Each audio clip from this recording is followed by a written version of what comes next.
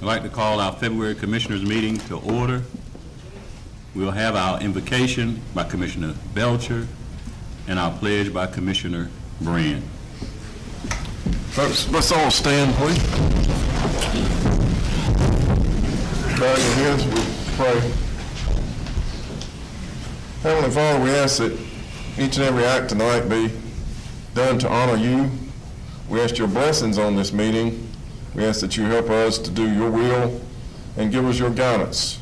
Lead us and direct us in everything we do. In Jesus' name, amen. Amen. Please place the flag. I pledge allegiance to the flag of the United States of America and to the republic for which it stands, one nation, under God, indivisible, with liberty and justice for all.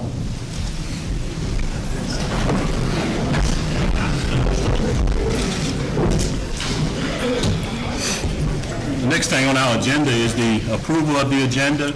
Are there any additions or deletions from the agenda?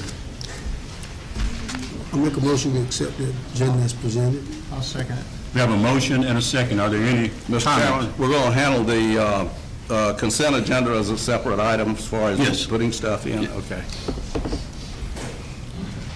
All in favor, raise your right hand. Opposed?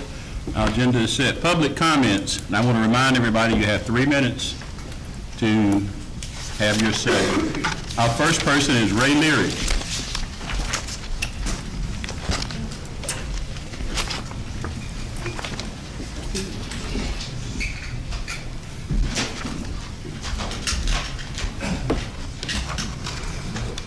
Mr. Chairman, County Manager, Commissioners, thank you. My name is Ray Leary from Chocowinity.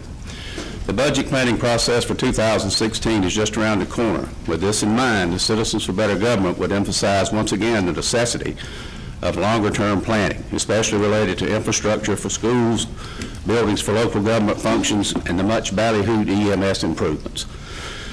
Once again, we urge you to develop a long-range capital facilities plan. In 2015, there was a study completed on the delivery of emergency medical services throughout Beaufort County. The report from this study was delivered to the board with a number of recommendations to successfully move to countywide paramedic EMS. Some steps have been taken toward implementation of this plan. However, the approach seems awkward and not well reasoned. The surplus sheriff's office vehicles that have been transferred to Beaufort, to Chocowinity and Blunt's Creek EMS to be used as quick response vehicles with little to no oversight is deemed to be inequitable to other areas of the county. Paramedics are being added to some units that likely do not have the financial resources to cover these additional expenses. Is there a resolution coming to cover these expenses over the long term when the grant funds are exhausted? Will tax increases be required? We encourage the board to carefully develop long-range plans that will provide whatever level of service which the citizens want and for what they will happily or grudgingly agree to pay for.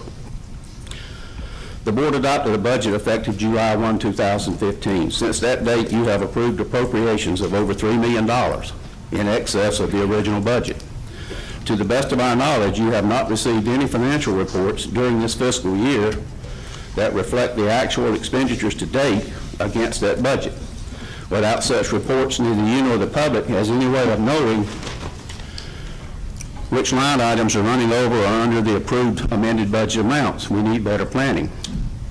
We also think that now is the time for you to work with the school board to identify any cuts in federal or state appropriations to the school board's funding that the school board deems important enough to find replacement funding and decide how you're going to address those.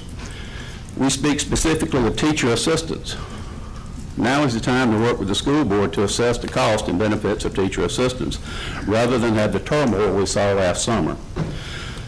Finally, we would respectfully disagree with the proposal offered by Mr. Alligood about how the budget should be developed this spring. We do not think the continuation plus or minus budget approach is the most effective method.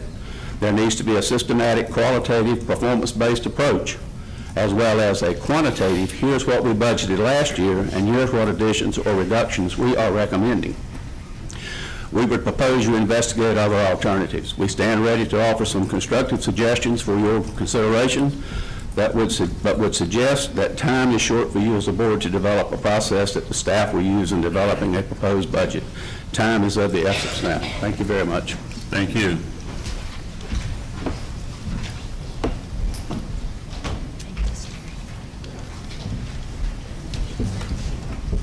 Ms. Donna Lay.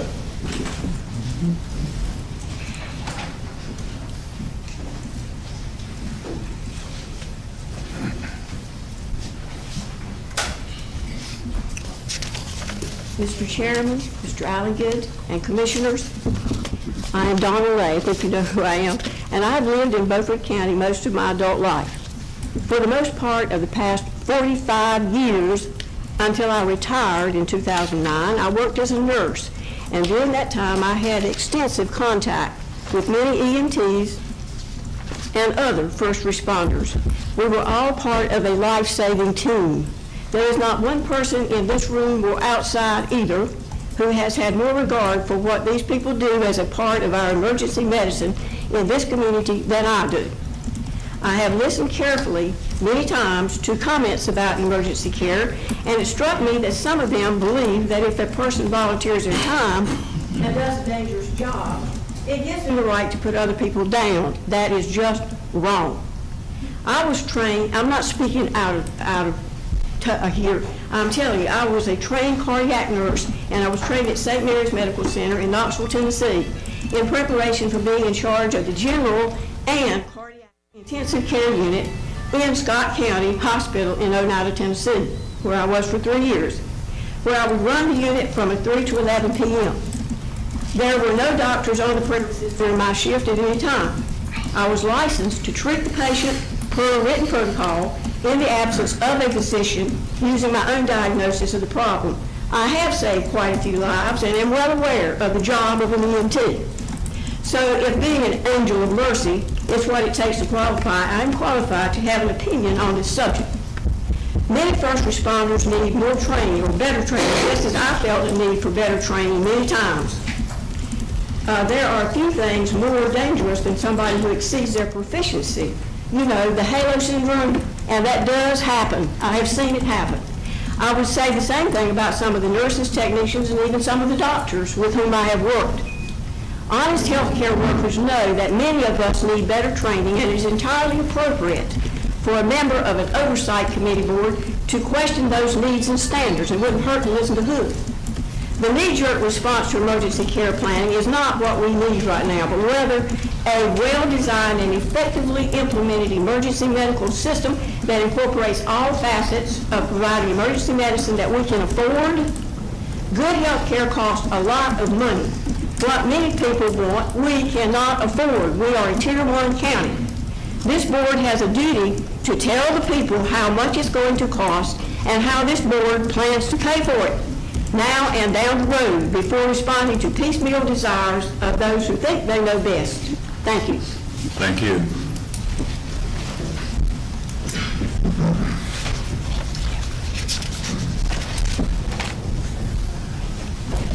Mrs. Sue Leary.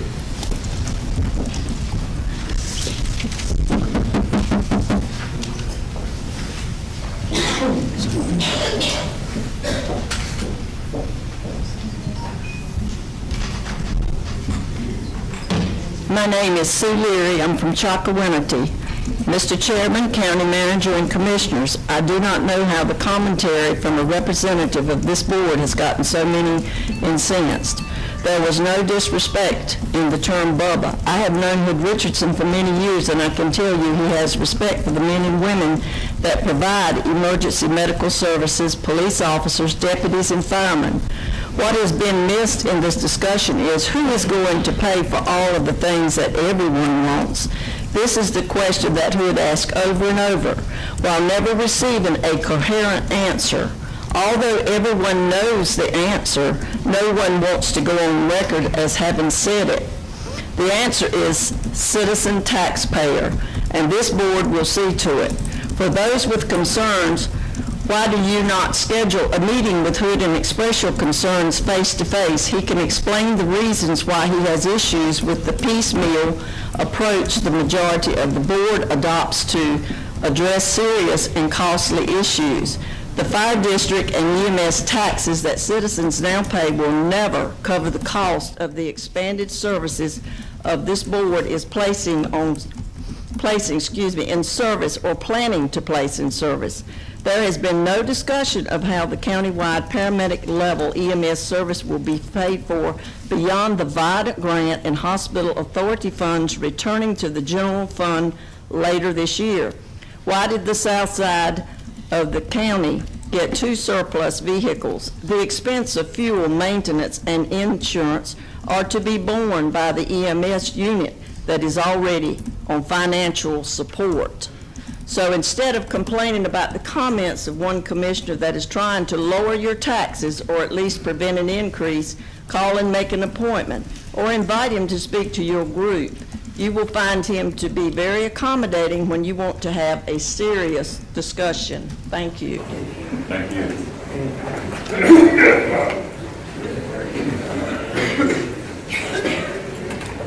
Ms. Kathy Vasquez.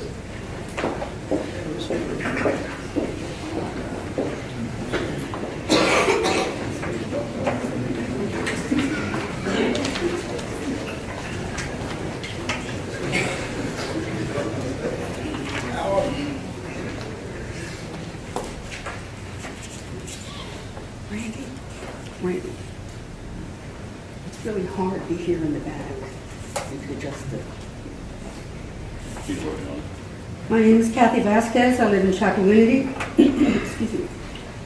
Bubba, this term was used by a commissioner in a disrespectful manner towards first responders. It was later defended by using Wikipedia, not exactly a scholastic source. That the term was an informal term for brother. By the body language and manner of voice, it did not appear to me to be a term of endearment. A more widely used and defined, widely respected references, such as Webster's and Oxford's, defines the term as, quote, derogatory, reflects uneducated, poor, Southern white men. I find this, I'm a nurse, and I know the education. I've been a nurse for 50 years, this year. I find this offensive, as should every citizen of Beaufort County.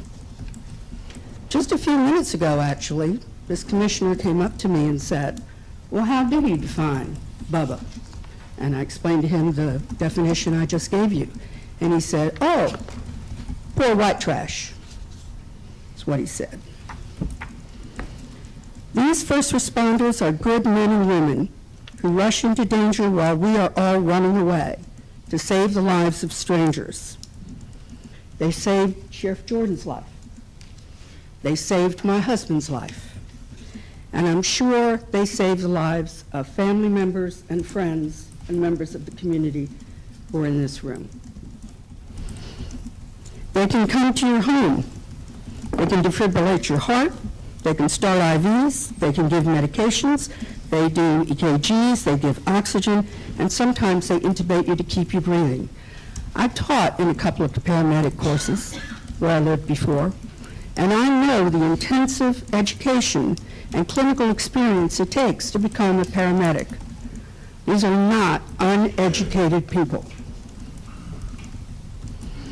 Research has shown that heart attacks, if you have a heart attack, you have a 15% higher survival rate with a paramedic at your bedside. These folks deserve your respect. They are not bubbas, they are heroes. Thank you.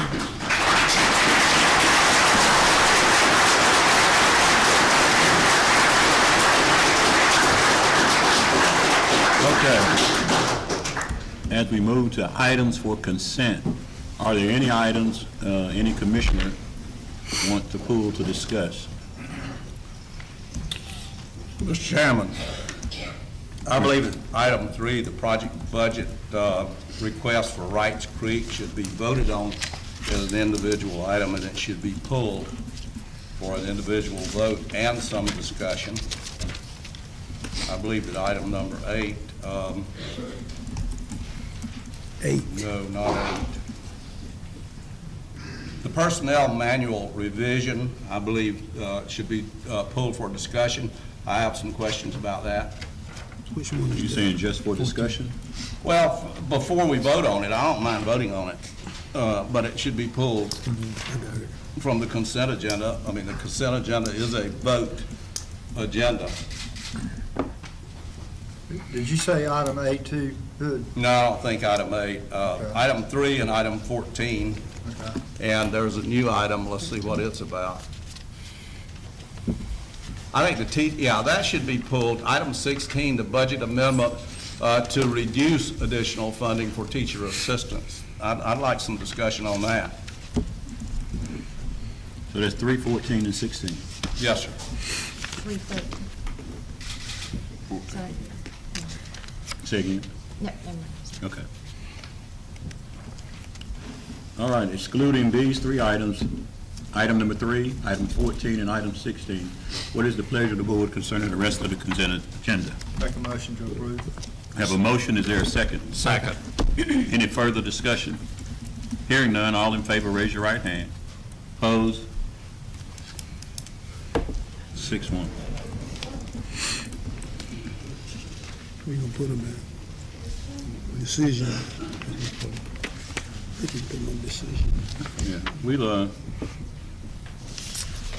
move that down to item, to G, and we'll put it at the end. So they will be, item number 3 would be 6, item 14 would be 7, and number 16 would be 8. I'm sorry. That was before the break. I'm sorry, I didn't see the whole agenda.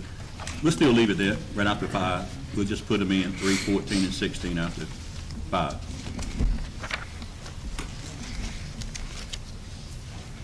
Okay, we'll move to items for presentation.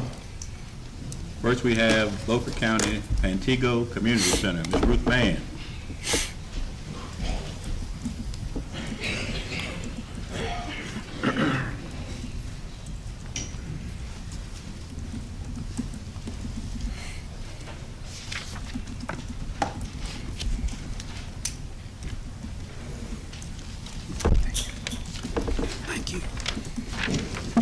Good evening. It's a privilege to stand before you this afternoon to say thank you. Last year, you were gracious enough to allow us $7,500 to do the roof on the Rosenwald building in Pantego. And I was really, really happy to know that you recognize that there is a portion of Beaufort County beyond Washington, like Pantego and Belhaven. So I've come to say thank you and to show you the before and after pictures of that roof. Some of you have been there and you've seen it. We wanted you to know that the money that you gave us, we used it for the purpose that you gave it to us. And we added what was necessary to finish the project. And we again say thank you. Thank you. Thank you. Thank you. It is good of you to come back and show us what we accomplished. That doesn't happen a lot. Captain Ray Harris.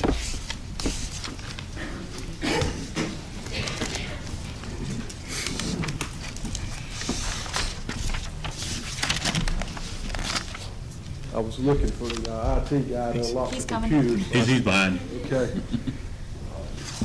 Manager Alligood, Commissioner, Chairman Langley, and County Commissioner, I appreciate the opportunity to come before you tonight to present a matter of information.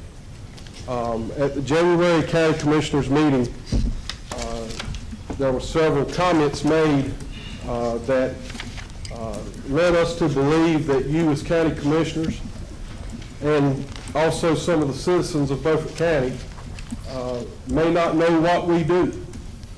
I have presented or have prepared a presentation for you tonight to, again, as a means of informative talk. I'm here tonight representing the first responders in Beaufort County, specifically the Beaufort County Fire and EMS Association. I present to you a question, Beaufort County Fire Departments, who are we?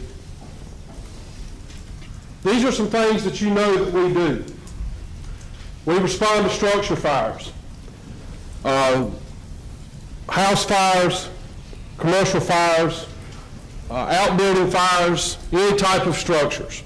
We respond to those fires, we're trained to fight those fires, and we willfully enter those structures to extinguish the fire. Vehicle fires. We respond to all sorts of vehicle fires, whether it be a car traveling up and down the highway, whether it be a commercial vehicle traveling up and down the road, tractor trailers, you name it, there's all types of vehicles nowadays that catch on fire. Brush fires. These are some of the largest events that have happened in Beaufort County. I remember about 3 years ago, about this time of year, where if you were riding around Beaufort County, it looked like we were burning the whole county down because of the large brush fires that we had. That involved a large multi-agency response, both at the county and state and federal levels. We were right there. We were involved. We were the first ones dispatched to be able to handle this emergency. Marine fires. We respond up and down our waterways, up and down the river, in and around our creeks, responding to vessel fires, both commercial and pleasure craft. Again, one of the largest fires we've had in my fire district was involving a marina fire. It was a very large loss to the citizens of Beaufort County. Rescues. We're the first ones that get called to the automobile crashes. There's so many of them around Beaufort County. We're trained in high angle, which is going up on top of tall structures, whether they be cell phone towers or buildings or what have you. We're trained to go up and get those folks down. We're trained in low angle, where we can go down into trenches. We can go down into manholes. We're trained to get those folks out. As you all know, we have a large agriculture community in Beaufort County. And we're often called on, whether it be a piece of mechanized machinery with a farm worker entrapped or a person trapped in a grain silo. We train for those type of events to be able to get those folks out in an effective manner and save their lives. We respond to waterway emergencies, whether it be fuel spills, whether it be a personal watercraft involved in a crash, whether it be an overdue boater, or Lord forbid, whether it be a commercial fisherman making a living for his family that is drowned out on one of our waterways. We respond to those types of events, and we're trained to do so. Land search. We are trained to do land search involving anything from a small toddler right on up to an elderly citizen of the county that has Alzheimer's and has wandered away. We respond, and we're the first ones to get that call. We respond to other agencies from outside of Beaufort County, both at a county and a state level, to be able to find those individuals and return them home safely. We respond to hazardous materials incidences. Carbon monoxide alarms inside of homes. They have become a common thing. We're trained on things like gas detection equipment, where we can respond to your home at 1 o'clock in the morning and ease whether or not you can go back to bed. And again, we're trained to be able to mitigate that. We're trained in such things as LP and natural gas leaks. We were trained to fight those types of fires in the event that they happen. We respond to fuel spills, whether it be at a convenience store where someone is pulled away and snatched the nozzle out and spilled gas, or an 8,000-gallon tractor trailer carrying diesel fuel down the highway. We're trained to do those sorts of things. We respond to container leaks. The county has had instances of things like ammonia leaks and chlorine leaks. And we're trained to respond to that to keep our citizens safe. We respond with law enforcement agencies to methamphetamine labs. We provide things like lighting. We provide breathing air. And we help keep those law enforcement officers who are there to mitigate a methamphetamine lab safe. We respond to multi-agency responses. These types of responses involve both state, federal, and local law enforcement. Things like civil unrest. Well, hopefully we'll never have a Baltimore or a Ferguson in Beaufort County. But in the event that we have some sort of event like that, again, we're the first ones that are going to be called to help respond and treat those folks that may be injured. We respond to bomb threats. Go and stand by. We've been fortunate in Beaufort County that those types of calls have turned out to be nothing, and that's the way we continue to hope that they are. But we're there in the event to help protect our teachers and our children in schools, to help protect nurses and doctors in whatever type of facility that these types of threats are called into. We train to respond to active shooters, again, along with law enforcement. Nationwide, many of the images that you've seen in school shootings, some of the first responders that you see are folks pulling up with fire trucks to help those that have been wounded. We train on terrorist attacks. You know, we all would like to think that we live here in Beaufort County and we're immune to those types of things. But quite frankly, we're part of the United States. And unfortunately, in the world we've lived in since 9/11, we are definitely part of that bullseye. Hopefully, we never see that happen. But again, we're trained to be able to respond to that in the event that the citizens of Beaufort County need us. We respond to things like natural disasters, hurricanes, tornadoes, flooding. Not only do we go out and help remove folks that are in flooded areas, but we also respond and are typically the first ones that are dispatched to things like a tornado. If someone's had their home destroyed, we go out, we make sure that those citizens were able to get out, oftentimes providing shelter to those citizens in the middle of the night. But we also go out along with FEMA and state emergency management to determine whether or not a home can be re-entered. Flooding, again, typically associates with a hurricane, but we have seen torrential rains where we've been called in to help evacuate folks. A lot of these folks are elderly. They have no means of getting out. And again, we train to be able to go out and do those types of things. Let's talk about some things that you probably don't realize as county commissioners or citizens that we do. These things don't involve a red light. They don't involve a pager going off. Many people aren't aware that we even participate in these types of activities. Things like public education programs. Every fire department that has a school within its district in the month of October participates in fire education. And we go into these schools and we teach those small kids how to get out alive. We teach them what to do if their clothes catches on fire. If you want a testimony to that, walk up to a fifth grader and ask him what he does if his clothes catch on fire, and he'll tell you he stops, drops, and rolls. It's most likely that he learned that from some of the volunteers right here in this room. We give speeches to civic organizations. We've gone out in my district and talked to folks like the Pamlico Plantation Homeowners Association, where we went out and talked to them about things like pine straw on their roofs in the event that we were to have a brush fire, to try to head off a disaster of folks losing their houses for no reason.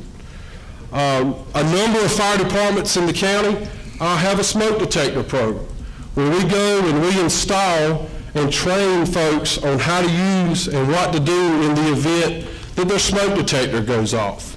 We've applied and been awarded grants where we go into underprivileged homes and we place smoke detectors into those homes of the folks that may not be able to afford them. We carry smoke detectors on our fire trucks, and if we go to a home that's had a small fire and we recognize that they don't have a smoke detector, we install one for them, trying to keep those folks safe. We've also been involved in a number of community service projects, things like building wheelchair ramps, going out and assisting someone with just something that we take for granted every day, just trying to get back home, trying to get back in their own residence after an extended stay in a nursing facility. We'll go out and we'll help those folks get back in the house. Again, it's something you don't think about, but just the ease of mind to be able to have somebody come out and do that for you. Let's talk about our training requirements. That seems to be a topic for concern, not only as commissioners, but apparently to some residents. The Will County Office of the State Fire Marshal's Office requires us to have 36 hours of training annually. That's for each member of a fire department that is on a roster. Most fire departments around Beaufort County offer 100 hours of training to their members. Many of those members participate in that 100 hours of training. We just recently had an awards banquet with my fire department.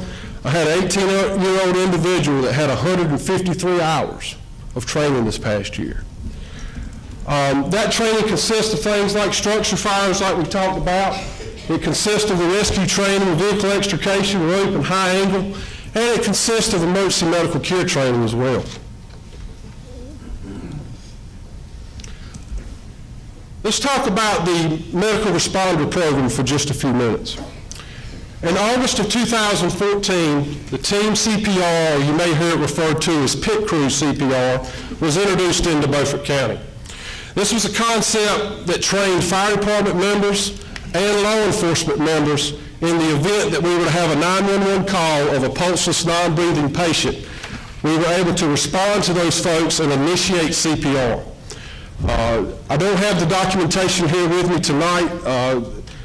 The way medical records are, it's impossible to provide you with names. But I assure you that there have been a number of people that have been saved in and around Beaufort County as a result of this team pit crew CPR. In early 2015, you as commissioners hired the Polaris Group to do an EMS study. That's been a point of discussion a number of times at county commissioners' meetings. In August of 2015, you heard changes to the EMS plan recommended by the Polaris Group. And then in just this past October, the Polaris Group recommended the use of fire department resources as medical responders throughout Beaufort County. Again, this is just kind of a timeline that has brought us to the point we are now. As of 2015, there are several fire departments that have begun training for the implementation of a medical responder program. This is an 80-hour course that is taught by the Office of EMS, and it's taught at the fire departments. What that allows us to do is to do things like blood sugars. It's an extended class in the CPR, defibrillation. It allows us to respond ahead of EMS units many times because of their taxed call volume that they have. And we go in and we're able to begin emergency medical care for these residents. Again, if I could call names and give you addresses, I could give you documented cases of where my fire department has responded ahead of an EMS unit and was able to save lives. January of 2016, just last month, the Beaufort County Sheriff's Office implemented the EMD, the Emergency Medical Dispatch System. Now what that done for us as first responders, instead of the fire departments being called out to each and every call that we may not need to respond to, now the dispatchers that sit over in the 911 center are able to critique that call using certain criteria and only dispatch us to calls that we're needed on. So we're not just going to every single medical call, we're only responding to those that are needed. Again, January 2016, Beaufort County EMS went into service. That was an earmark that provided paramedic service to the area which I live in. Before that, we didn't have paramedic service in that area, but now we do. And I applaud you for implementing that because all residents in Beaufort County deserve the same service. Our overall goal is to provide emergency medical responder services to the districts of to the citizens, of the fire districts that we're in. This is accomplished alongside with the Beaufort County EMS units, both the county units and the already existing agencies that operate within the county. And this goal is being accomplished at no additional cost to the citizens of Beaufort County. No fire department has come and asked for additional funding. As far as I know, no fire department has a need for additional funding. We're doing this again at no cost. We're operating within the boundaries of the tax money that we already receive, the tax money that we have received for a number of years. I don't have the date that was implemented in. But again, we're not asking for any additional funds. I wanted to put a value. I know you as county commissioners often deal with numbers, and I think it's important to put a value on what each and every volunteer contributes to the county and to the citizens of the county. The average volunteer devotes 275 hours annually to the citizens of the county.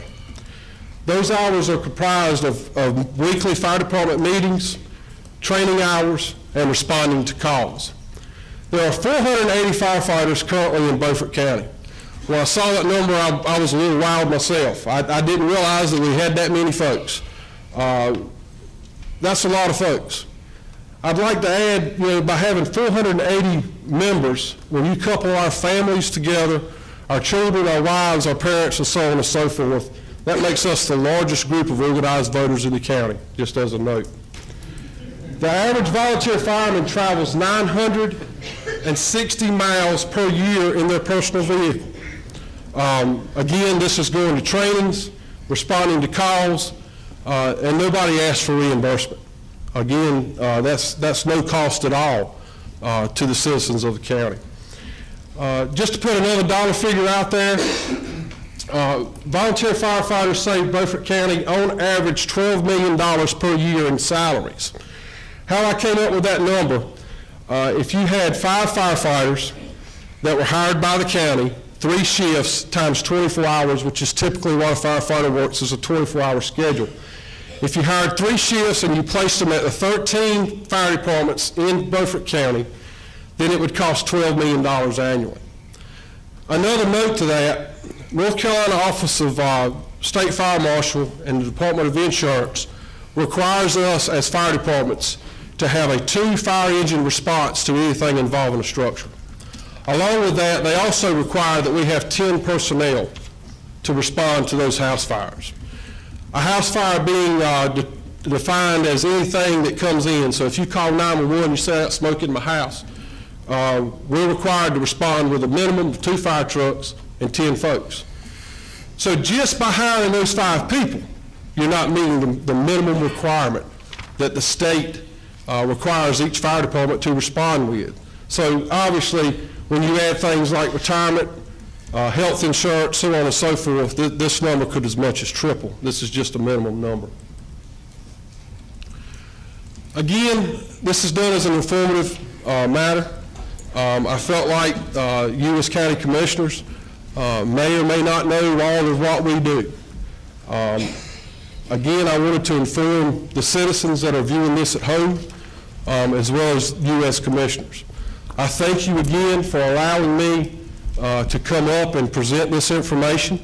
I hope that you have all learned something. I hope that the large group that's in this room has learned something. I would like to take the opportunity to offer a chance for you to ask any questions of me that you would like to ask. I will answer those questions to the best of my knowledge, and if I don't have an answer, I'll do my very best to get you one and report back to you. Okay, thank you. First of all, we thank you for your presentation. It was very informative. Are there any commissioners who have any questions? Okay. Mr. Harris, I appreciate you being here tonight and telling us what all these fine people out here and the way they help Beaufort County. And I was lucky enough to sit in on a 911 call last week at the 911 center in the EMD, and the young lady and the one of your EMTs were on. I had a headphone on, and it was very, very professional from start to finish. And that young lady had pretty much diagnosed what was going on with that family before the EMTs ever got there, and I thought that was something to behold.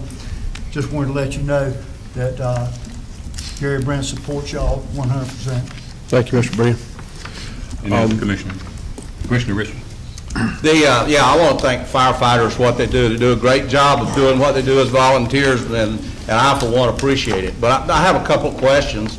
On this multi-agency responses, which involve civil unrest, bomb threats, active shooters, and terrorist attacks, have you had training from the Homeland Security or from the state level of Homeland Security in how to do these things? Yes, sir, we have. Each fire department, in order to have their ratings, their insurance ratings by DOI, is required to participate in NIMS training. And that NIMS training offers us the basically the way to function as an inter-facility or as an interagency response. Things like when FEMA comes in, when state agencies come in, ATF comes in, the NIMS 100, 200, 300 classes address how we basically establishes the hierarchy when those type of agencies come in. Many of those events that I list typically turn into being the types of calls that we answer every day, but they end up being on a mass casualty type of event. And again, we train on things like triage, and I won't bore you with the details of that. But yes, sir, to answer your question, we do train. There's a number of classes that the Office of State Fire Marshal offers specifically dealing with civil unrest and active shooter type events. Okay. Commissioner Buzzio. Thank you, Mr. Chairman, and thank you, Captain. I found the presentation very informative. I also want to say thank you to all the first responders and also to their families for letting you spend the time. If I may, Mr. Chairman, I'd like to quote from an editorial that was written by the Washington Daily News published back on January 12th in the opinion section, which I think brings everything together based upon what you said. And I'm just going to quote from the article instead of reading it, but I'd like to make it part of the record if I could. And what it basically says is, over the last year, Beaufort County has been moving in another direction, the one in which first responders are not singular and separate, but melding into a greater plan, which I think is true, and you've elaborated on that this evening.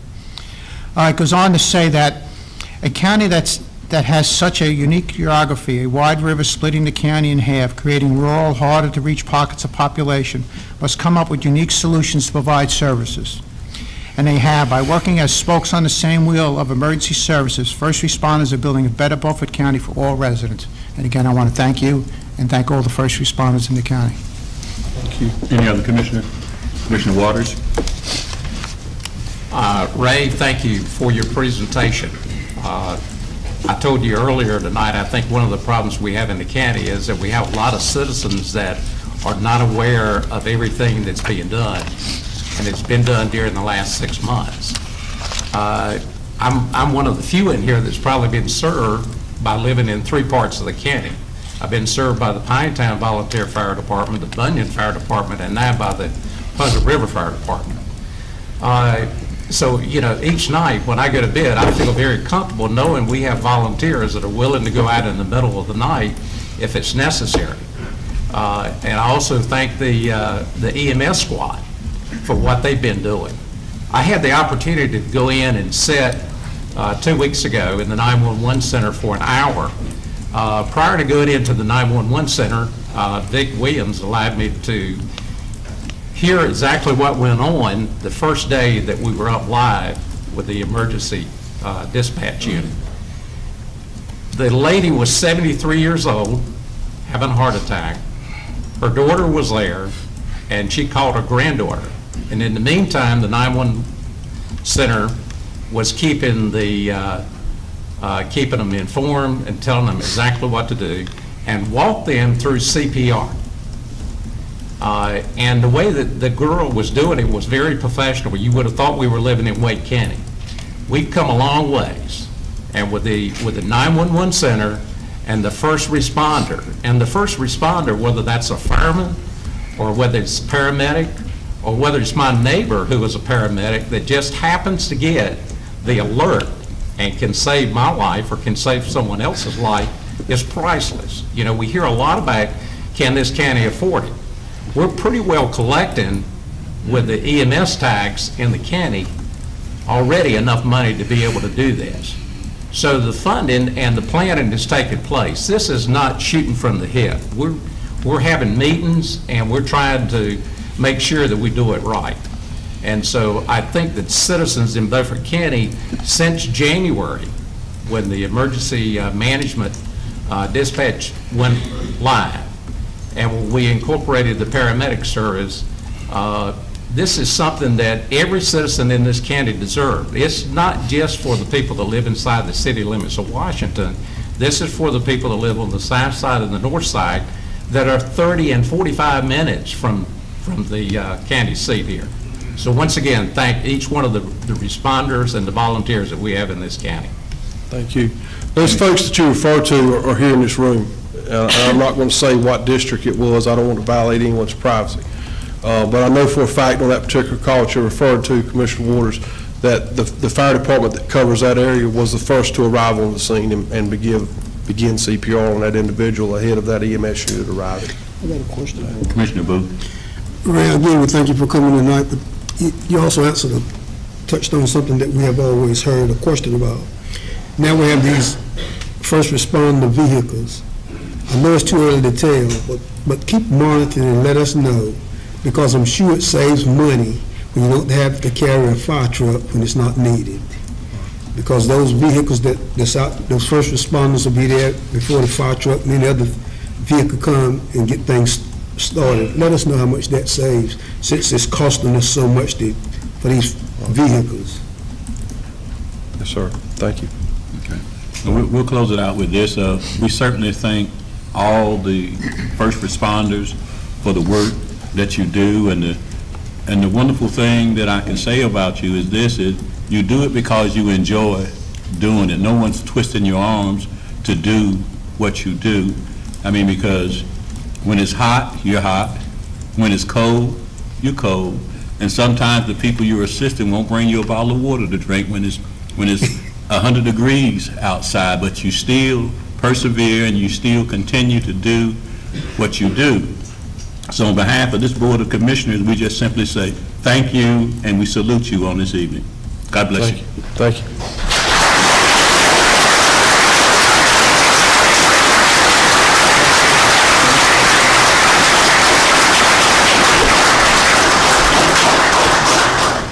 Greg Richard.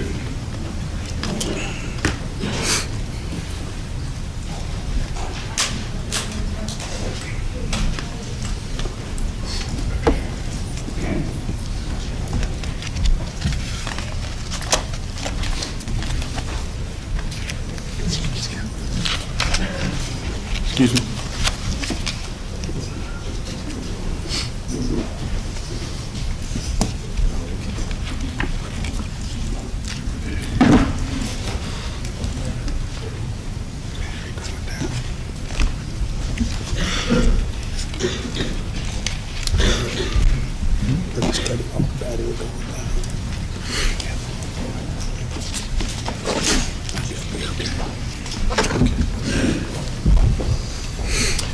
Good evening, ladies and gentlemen. My name is Greg Richards, and I'm representing the citizens of Beaufort County who wish to ban dog hunting. There are several reasons. I have a petition in front of me with approximately 186 signatures tonight, and there's more still being collected. I want to start out to say that the citizens and the people that have signed this petition, we do not believe that all dog hunters are bad people. Please understand that. We do not say that. But there's some things that are going on in our communities that you need to be aware of. We have several people here tonight, several testimonies of people here tonight that have had a lot worse issues than I have. But the main issue that we're having, the primary focus is it's a safety issue. I know that you commissioners worked hard to get a ban on roadside hunting, and from what I can gather, it was watered down. And I can tell you right now that roadside hunting still continues. I start out my presentation with, these are all from our communities. And if you look to the right, you can see I think there was like 30 dogs counted in that picture. And it's typical on your way to work during hunting season to encounter the trucks lined up on both sides of the highway, blocking traffic. I've even come up on them when they were standing in the middle of the road with vehicles on both sides. Look at me as I'm coming up and then keep right on talking as though we didn't exist.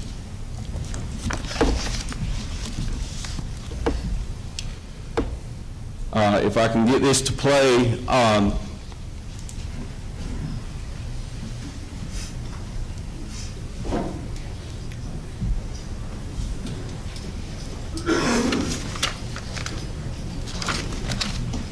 Derek, I think you'd be better served just standing there. Instead of running, he's got a chair. He can stay there. I don't think this is No. Anyway, that's okay. Some kind of technical difficulty. Well, this was a video taken in my backyard. And I typically have dogs on my property 6 days a week, from the first light until 8, 9, 10 o'clock at night. And these dogs, and I'm not exaggerating, 6 days a week during hunting season and even after hunting season. I worked a 14-day stretch where I was working 12, 14, 16 hours a day, and the very morning that I got to sleep in, guess what woke me up less than 25 yards from my window? A pack of dogs. I purchased 60 acres of property, approximately, so that I could have some privacy, so that I could hunt my own land and feel safe. Where the hunt takes place, populated areas, you have no business shooting a high-powered rifle at a running target in a residential area. These bullets can travel up to 6 miles. And as much as we'd like to say we can control them, we can't. And I would hate to be the one to be sitting beside my loved one and her catch a bullet because of somebody trying to get a set of horns. Most members from these hunting clubs, this day and time, most of them, they're not even from our county. There are 52 counties in North Carolina that prohibit deer hunting with dogs and bear.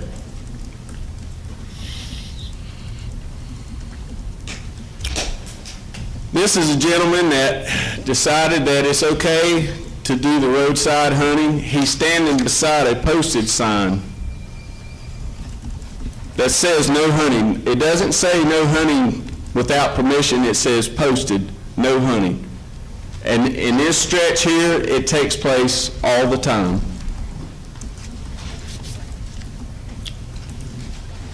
Wherever they feel like leaving their trucks at, I hope that's not a roar. Wherever they feel like leaving their trucks at, that's where they leave them at. There's always traffic, confusion when you go into your communities. I've actually had them cuss my wife and shoot her the finger because she's simply just trying to get to work.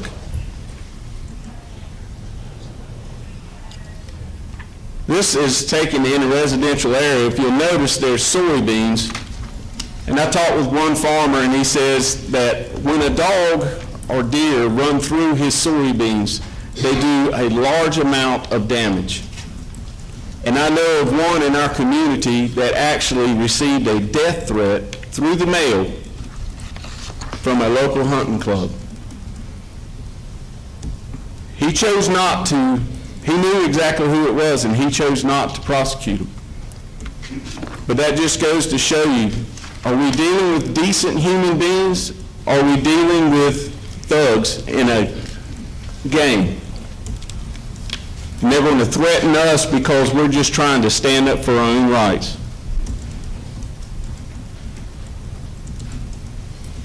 And again, a lot of times these hunting from the roadside, they take place in a curve in a double yellow line. I came up on an individual, a group that was hunting, a local hunting club, and as I came up on them, they were in a curve on a hill, and I could not see what traffic was coming, and they would not move. They hunt wherever I want, when I want, and how I want. There are laws to protect hunters if you go up to them and approach them. There are laws to protect them from you harassing them. Even if they're in front of your property, you can get either a fine or can get locked up. But there are no laws to protect landowners if someone's dogs come on their property. You have no say.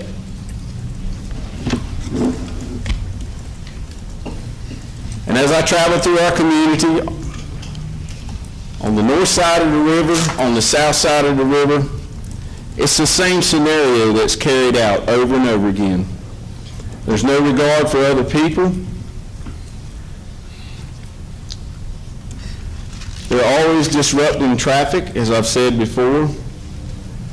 If you come up on them and the dogs are running in the area, they're going to stop traffic. They're going to open both doors and jump out and flag you down so you don't hit their dogs. This is a picture that's just outside of Aurora. And some of the gentlemen here tonight, they know this house. This house has been shot 2 separate times. As you can see, he's pointing to the bullet holes. The condition of some of these dogs is inhumane. They come up in my yard, and they're so poorly fed, and you can see every bone in them. But the old saying is, you got to keep them hungry for them to run. And I just don't agree with that. As I said, constantly I have dogs on my property. I actually had an agreement, I have an email from Weyerhaeuser that they sent out to the 2 hunting clubs that surround my property. And it very clearly stated that there's a 250-acre buffer around Mr. Richards' property. Do not put dogs out there. If occasionally a dog gets on the property, it is reasonable to go in there and immediately end the hunt, even if you have to shoot the game to end the hunt. Opening day this past year, after that email was sent out, I had dogs on my front porch. And I have dogs continually, even after the season has ended. I have a little 60 acres, and this one hunting club has over 2,500 acres, and they've got to come and run that piece of property that I'm on. And I honestly believe that they're doing it to show me something, to prove a point. Even after that email came out, they totally disregarded it. As you can see, this is a wheat field, and you can look at the multiple tracks that are in the field. And you can go all up and down the road. Have you ever seen the black marks along the side of the road, in the middle of the road where they're whipping around? They're actually sitting in their truck looking at a GPS screen live time, and they're watching as the dogs run. And if the pack turns and goes back the other way, they'll stomp it, spin around, go back, and run down and try to get in front of them. And so I'm telling you that hunting from the roadside continues. When it first came out, I heard one gentleman tell me, he says, "Oh, we got an answer for that. If a deer's coming out, If somebody's coming down the road, all we have to do is say, we got traffic. That's it. And so it's a total disregard for our communities. This deer, a friend of mine, he got it on his trail cam. It's a very nice buck. He shot this deer with a bow and arrow, and it didn't kill the deer. The picture on the right side is the deer that was killed later. He was actually hit by a car in the community. The dogs ran the deer out in front of the car. They hit the deer. I wasn't there, but the story goes, he took his knife and stabbed it and said, I got him. I'm going to get him mounted.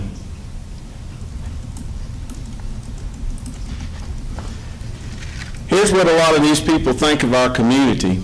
As you can see, the ruts. And notice, this is a friend of mine, somebody I had worked with several times, Mike Snyder. He passed on. But this stretch of highway is dedicated to him. And this is what they think of him in our community.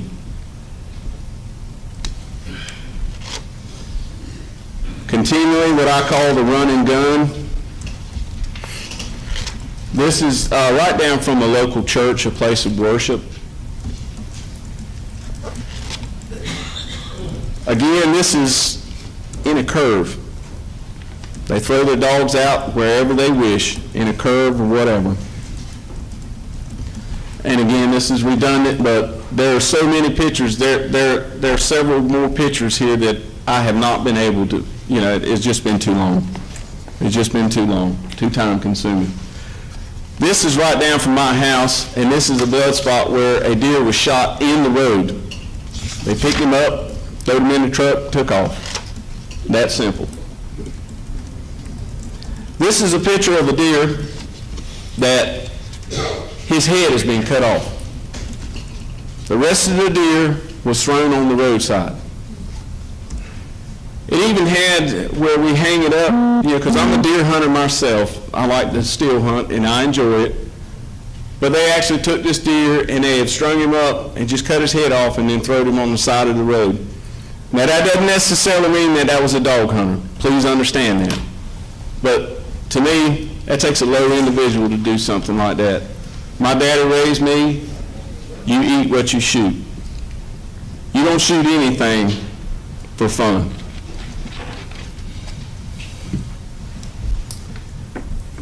When they bring their trash, they throw it right on the roadside.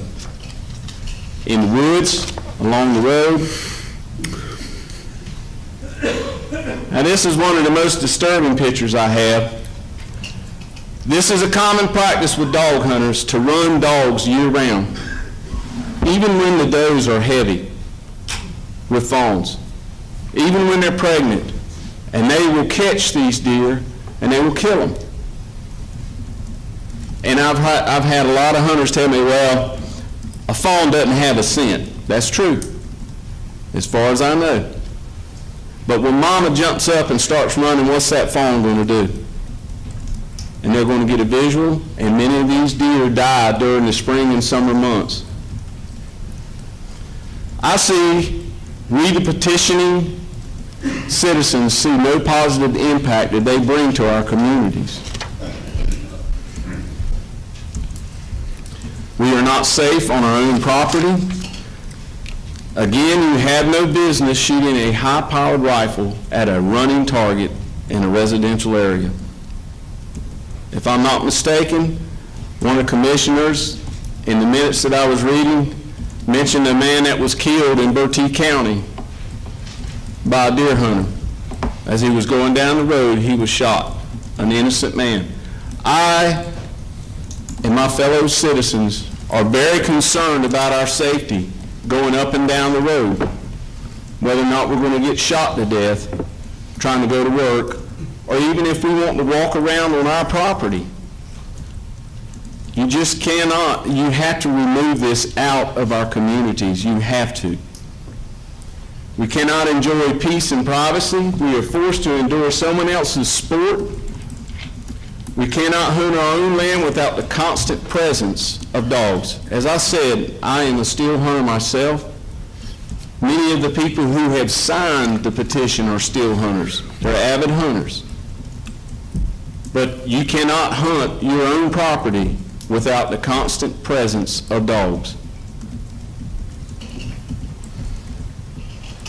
The benefits from banning out of our county, we would have a much safer community, more peaceful and less conflict. We'd have more privacy. We'd have bigger deer, less stress on the herd. And even when I'd like to say this, that there are many people here tonight who have livestock.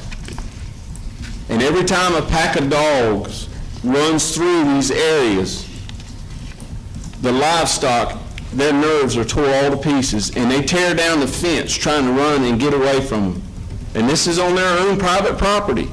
But as the dogs come through, and if I'm not mistaken, someone told me they had to repair their fence 12 times this year because of dogs. There's many people here who have witnessed them shoot deer on private property from the road. We had an incident in our community where a girl was standing in her horse barn with a young horse, and the individual was running dogs, and he shot across the horse pen where there was horses at a deer. And the young horse inside went crazy, and the lady came running out, and that man called me immediately and said, "We need to do something.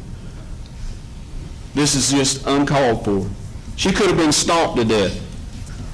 But yet, it seems that it's only about the horns. It's not about, I've had a lot of people tell me I love to hear dogs run. Well, that's great. I like chocolate, but I don't like it 6 days a week. And I'm forced to listen to someone else's hobby.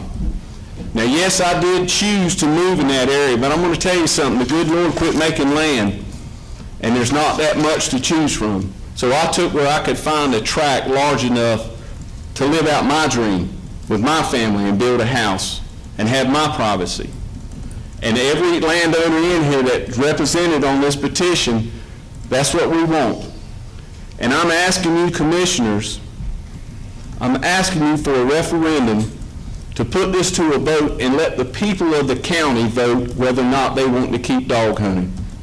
I think that is the fair thing to do. I think it is something that it removes the responsibility off of you, because I know that many of you are hunters, and that many of my friends and fellow workers and people in the fire department that are here, they love dog hunting.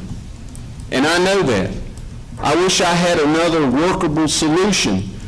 But when we put a law out there that nobody will abide by, and then these clubs vote these people in from other counties, and then they tear up our county, we've got to do something.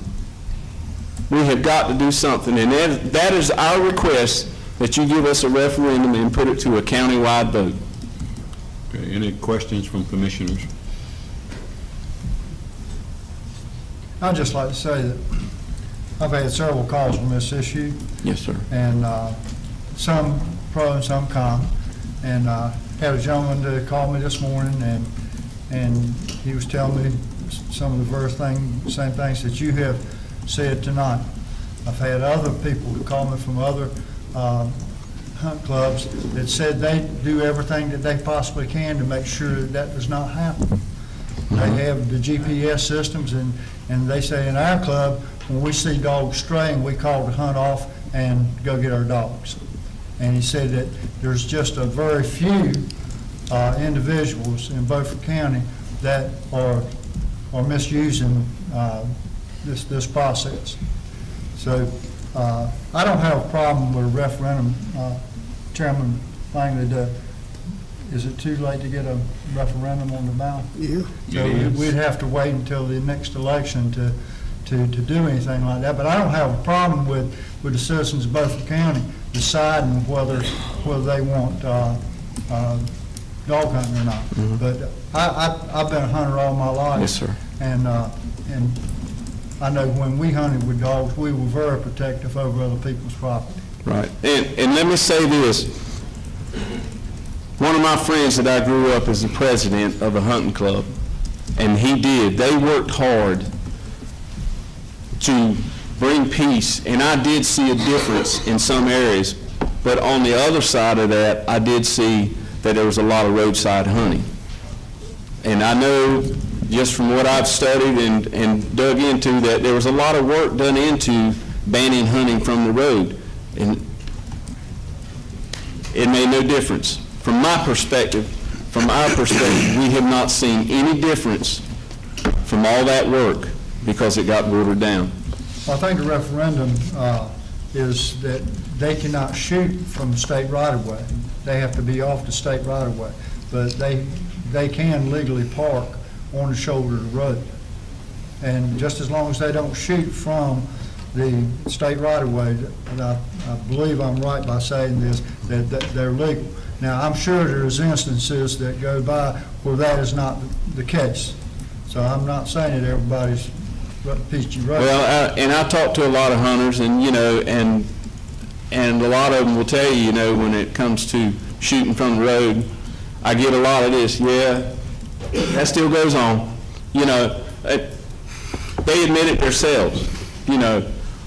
Again, it's more of a safety issue. There's a lot of people who have tried to turn it into, like, I'm just not getting the quality deer on my property that I want. It's more of a safety issue. Though that's secondary, that is important to me, to have a food plot, to purchase this land, to have, hire people to cut streaks in my property, and to go through all that trouble. And I'm in the woods in August scouting, looking at, and it is very troublesome for somebody to come down out of another county, jump out of the truck with a biscuit in his mouth, and shoot a deer and say, I got him. I'm sorry, that bothers me. And that a deer that I've been looking after, but let me say this, I do not believe that those deer belong to me. I don't believe that. But I do believe that if I do that much work and try to have some land management on my property, they shouldn't run dogs through it. That dog is trespassing on my property, even though he can't read. He still is trespassing. Okay. We're going to close this item out, and then we're going to move forward. Thank you very much. Thank you.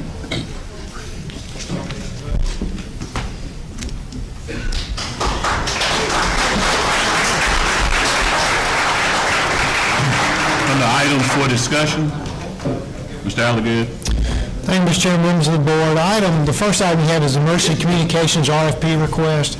Mr. Don Cahoon with Lookout Communications is here for a short presentation to talk about the results of a coverage study that was done. As you recall, the board put together a radio communications subcommittee. That committee has met several times. You've also received a prior list of recommendations from that committee and approved those, and they've been implemented. Based on this review and coverage test, there's some additional recommendations that are coming forth from that committee for you to consider. Thank you, Mr. Alligood. Thank you, Mr. Langley and commissioners, for inviting me here today. My name is Don Cahoon with Lookout Communications, and you hired me some time ago to do a study of your emergency communication systems employed by the emergency responders for Beaufort County. As Brian mentioned, we have worked with the management and also the communications committee, and we have reached a plateau to where we need... Okay, hold on one second. Okay.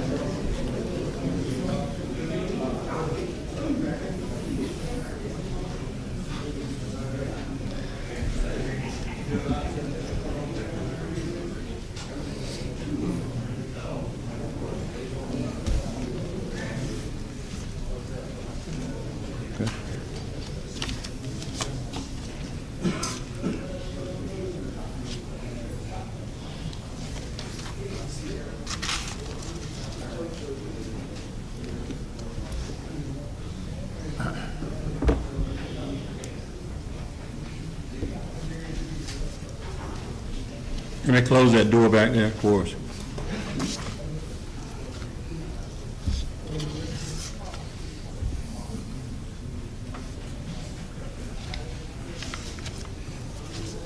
Okay. Thank you, sir.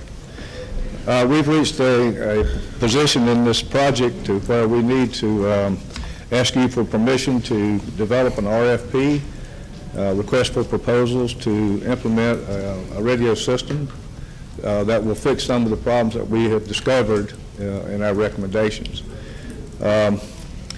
Before we get into any detail, and I'm not going to get into a lot of detail because we have briefed y'all prior to this meeting, there are three human elements involved in emergency communications. You have three human elements. The first one is a citizen. The second one is a telecommunicator operator. And the third one is emergency responder. The citizen has an emergency. They pick up the phone to dial 911. That phone call is answered at the communication center. And the telecommunicator gathers the information to dispatch the emergency responding unit for that emergency. That's the human side of it. Okay, what we looked at was the equipment side of it. We think all of the human things are in place. The things that we looked at was the sheriff's radio system. We looked at the fire radio system. We looked at the emergency management system, and we looked at the emergency medical service radio system. And most of your systems are located at one spot, and that is a tower. It's about 500 foot, located near Bath, near White Post. That is a single point of failure in your system that we found. All of the transmissions that go out from the 911 center goes through or generated from that Bath site. Okay, I want to talk a little bit about devices.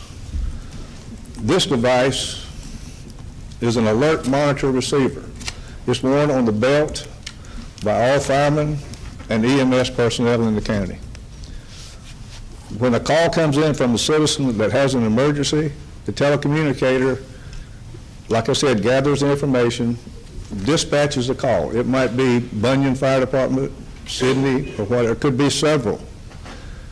They send out they hit a button on the console, the dispatch console, and it sends a signal from Washington to Bath, and then Bath to this device that's worn on the belt. This thing beeps a tone, and then it turns into a receiver.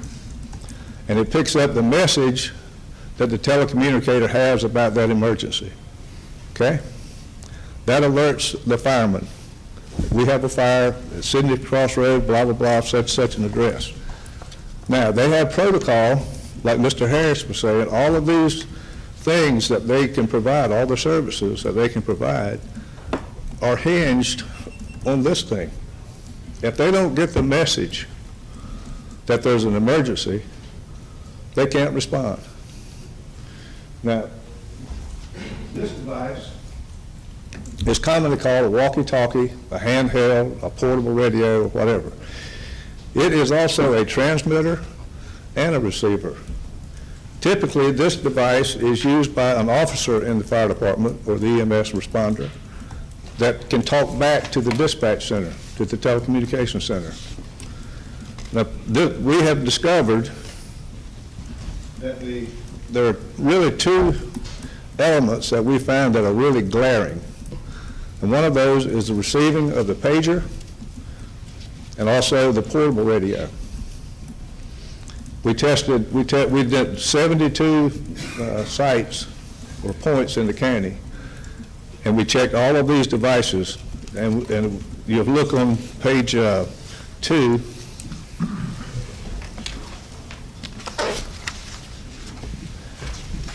These results up here were calculated from those points that we tested. And you'll see that listed in the red are the two glaring ones, the fire portable and the fire and EMS paging device. This device, on the spots that we tested, operated about 60% of the time. 60% of the time. So, if a call for service comes in from Mr. Waters, for example, and the people at his fire district cannot receive the call.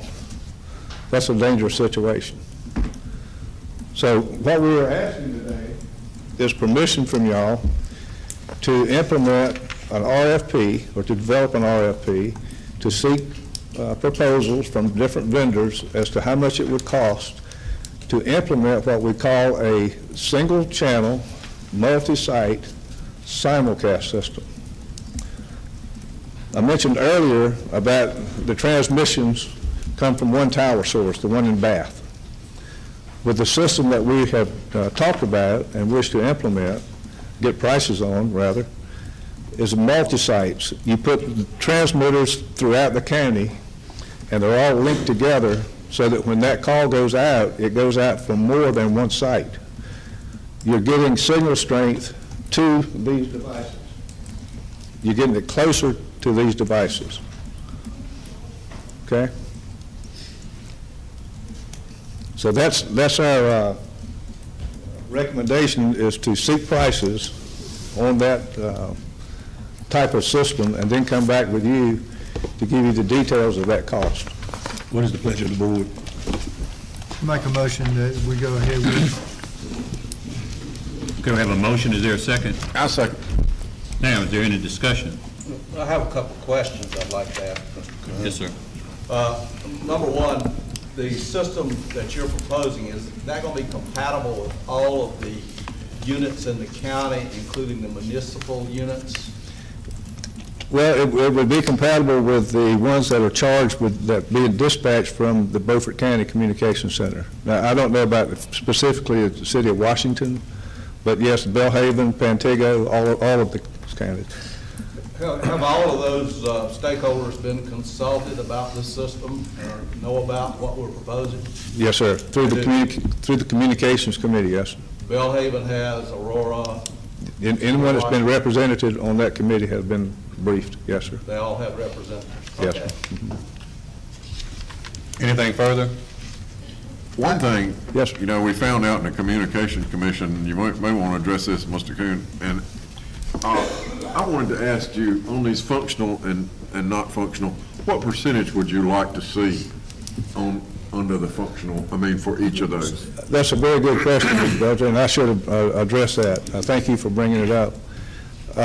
We talked about that in our discussions with the committee, and the committee has recommended a 95% guarantee from the vendor. That's the coverage desired, 95% of the time. In lights buildings and in the street. Light buildings would be like a residence or probably any building in Beaufort County. That's what we're seeking, 95% coverage. Mr. Chairman, one thing we found out on the Communications Committee is that these units are often, that we have now, are often not functional once you go inside a building. In particular, a school, that the firefighter goes inside the school and he's out of communication. And he can't, there has to be some kind of relay. And when we met at that meeting, that was kind of serious because the school's such a large building. And if they were to have a fire and you couldn't have communication between your people in the building and people outside the building, it could be a tragedy waiting to happen. So that's very concerning that some, not all buildings, but and I guess it just varies, doesn't it, Mr. Green? Yes, we in the RFP, we would identify, in fact, I have a list of all the schools in the county, and they would be listed individually and to meet that coverage requirement. You know, we talked about that in our committee meeting. Yes, sir. There's a way to have communications in the Yes, school sir. itself. Commissioner Buzzio, did you have something? Yeah, I have one quick question. Yes, sir. I believe at the meeting we were discussing additional towers, or some type of water tower, something where we can put additional, I guess, antennas or whatever to improve the signal. What part of the counties have you been looking at for those possibilities, or will that be told to us when the study's done? Okay, let me get into a little bit of talking about VIPER. VIPER is an acronym that stands for Voice Interoperability Plan for Emergency Responders. After 9/11, the federal government mandated each state to develop and implement a statewide interoperability system to where all emergency responders could communicate with one another. They have pretty much done that throughout North Carolina. There's roughly 180 some sites now installed. When I say sites, I'm talking about large towers, and they're all kind of interconnected. In fact, Beaufort County utilizes some of those sites now. The Bath site, for example, is a Viper site. Chocowinity is a tower there that's also a Viper site. And what we anticipate is have the vendor look at several sites on the Viper network that we could mount the equipment on at no cost to the county. That is our goal, is to put transmitters on these Viper sites to provide coverage within Beaufort County. Now, the Sheriff's Department, and you'll see in your packet there, the Sheriff's Department now utilizes Viper portable radios. And the EMS department in the county also is a Viper user. And the county fire has some Viper radios that they can communicate on a wide area. So our goal is to utilize as many of those resources as we can, or have the vendor look at those, so that there's no cost to Beaufort County for using those sites. The sites are really not owned by the state. They are owned by all municipal and county governments in North Carolina. It's managed by the State Highway Patrol, and actually they do the maintenance and all that. So from a standpoint of cost, it saves you from having to build a large structure of 500-foot tower to utilize it. The systems are already in place. One further question.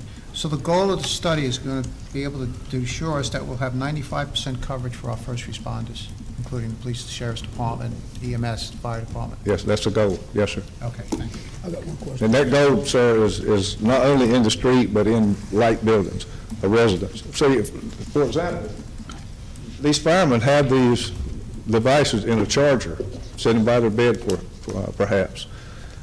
So it's got to work in their house. It's not. They're not always outside. So it has to work in light buildings. Well, what Commissioner Belcher raised about the heavy buildings, like a school building. Yeah.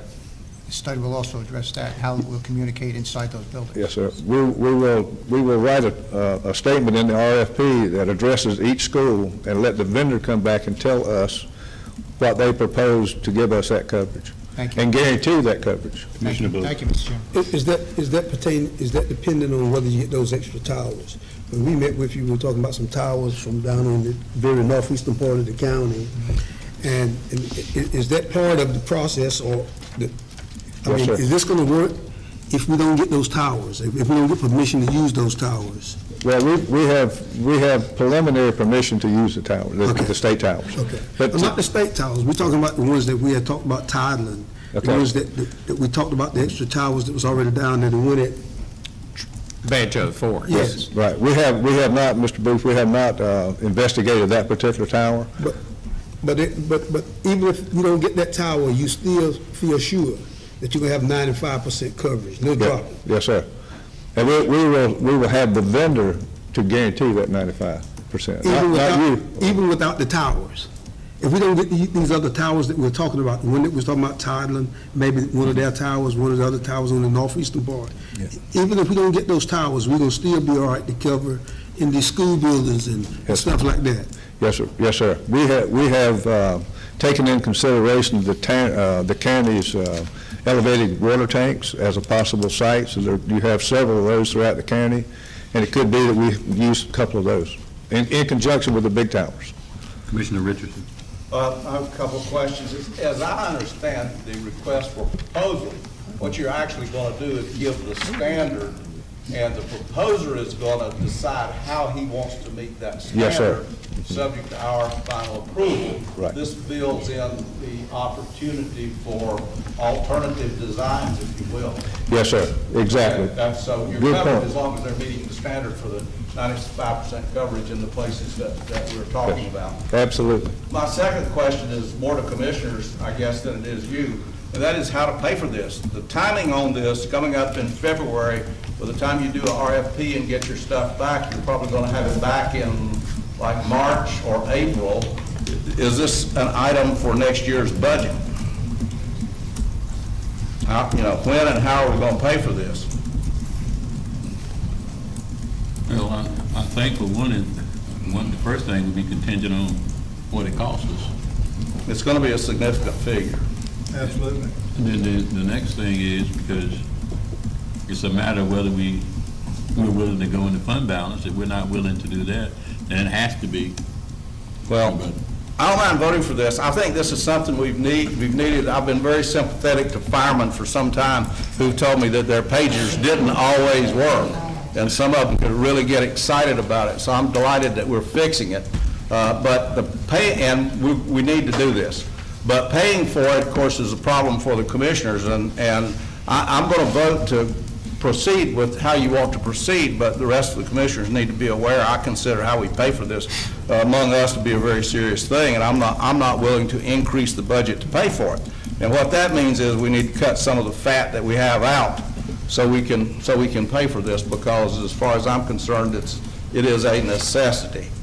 Then the handhelds. Are we going to have to buy more handheld units for people in the county? No, sir. This system that we're proposing would work with existing handhelds and mobiles, yes. Okay. And pagers. All right, what is the pleasure of the board? All in favor? Opposed? 7-0. Thank you. Thank you. I'd like to say one thing in closing too, as an outsider looking in. I too went to the communications center and witnessed a call while I was there. It was really impressive and well done, and I commend you for implementing something like that in this county. Very professional. It was. Thank you. Before we take our break, Ms. Christmas, because I know you've worked all day, you come on up, and we'll get you out of here. She's going to roll over there. You want to let her do both of them? I'll be back tomorrow. She got number 14 too from consent. Okay.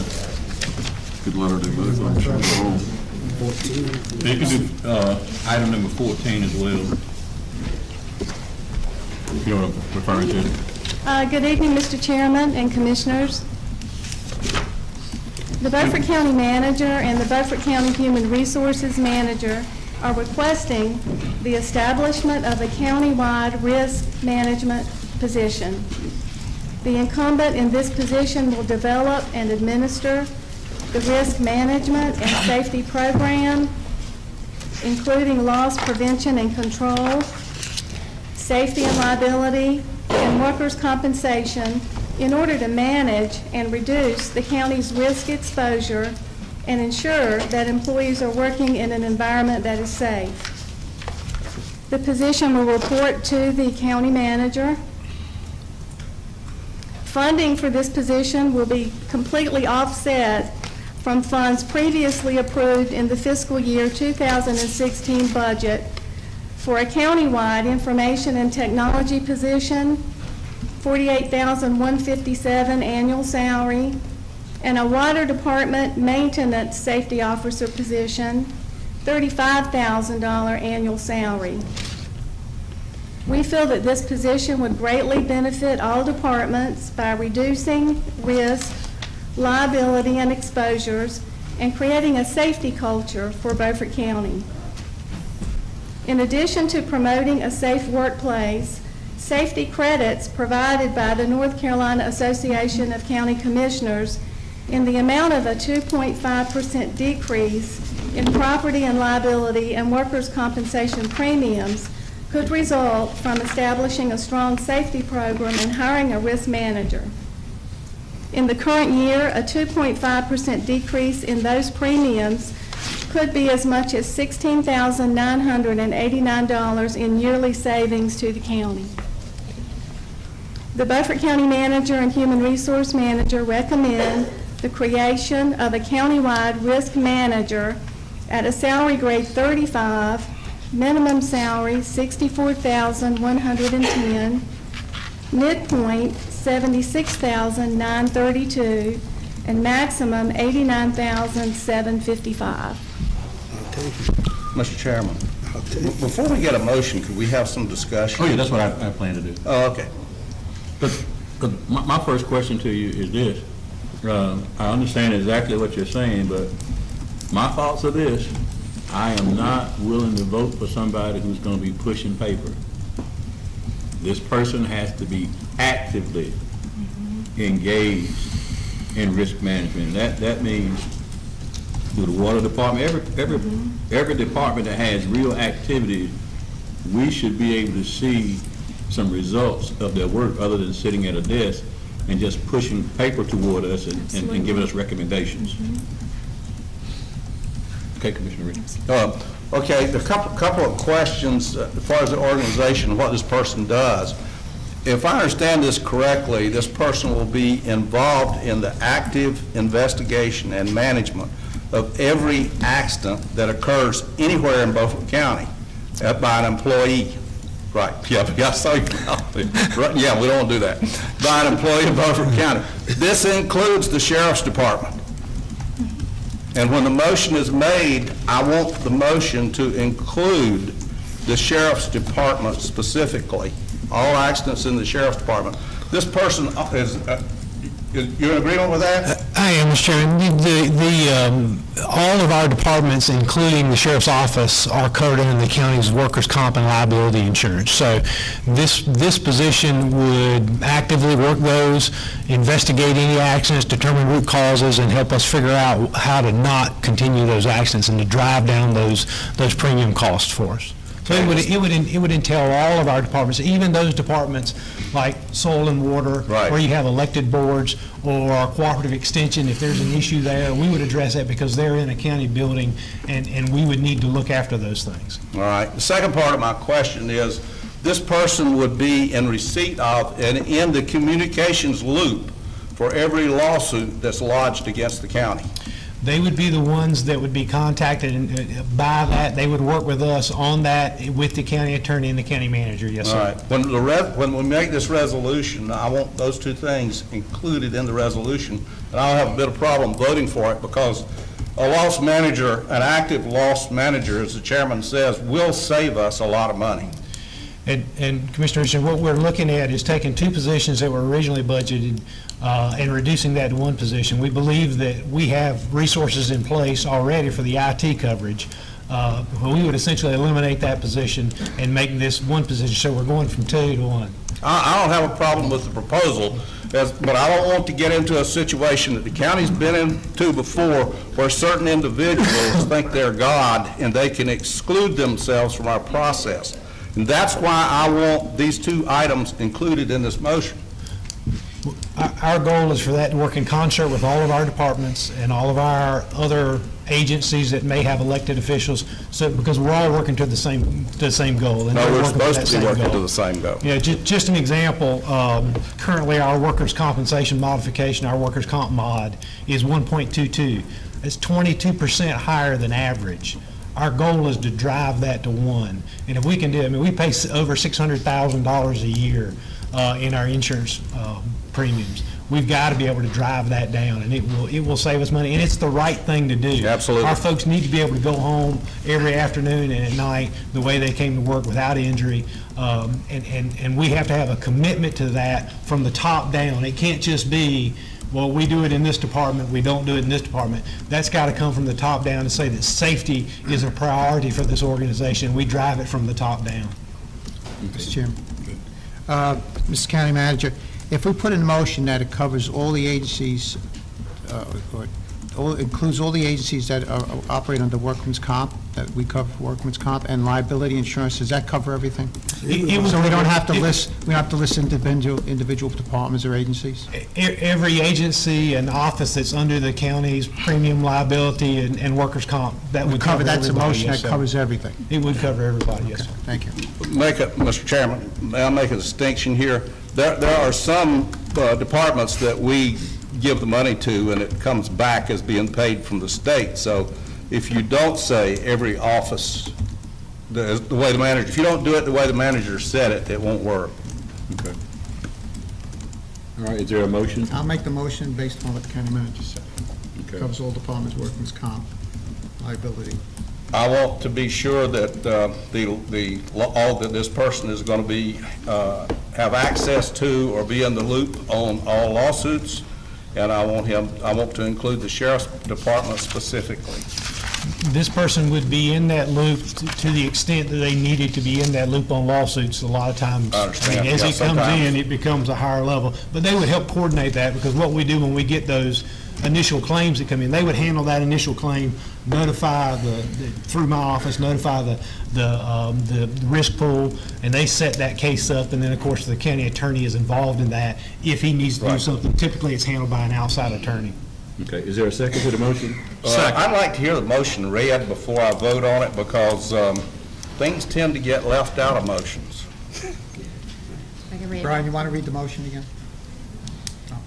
Okay. The Beaufort County Manager and Human Resource Manager recommend the creation of a countywide risk manager at the salary to include those departments covered in our workman's comp, and I missed the second part, I'm sorry.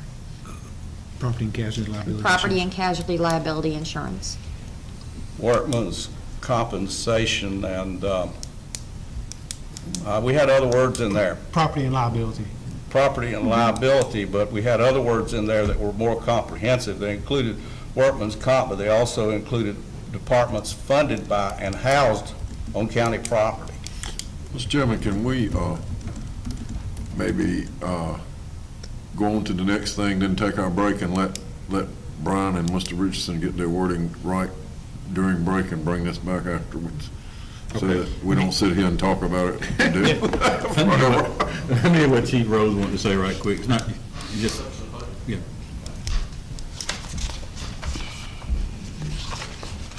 I understand and have been briefed a little bit about this position by the county office.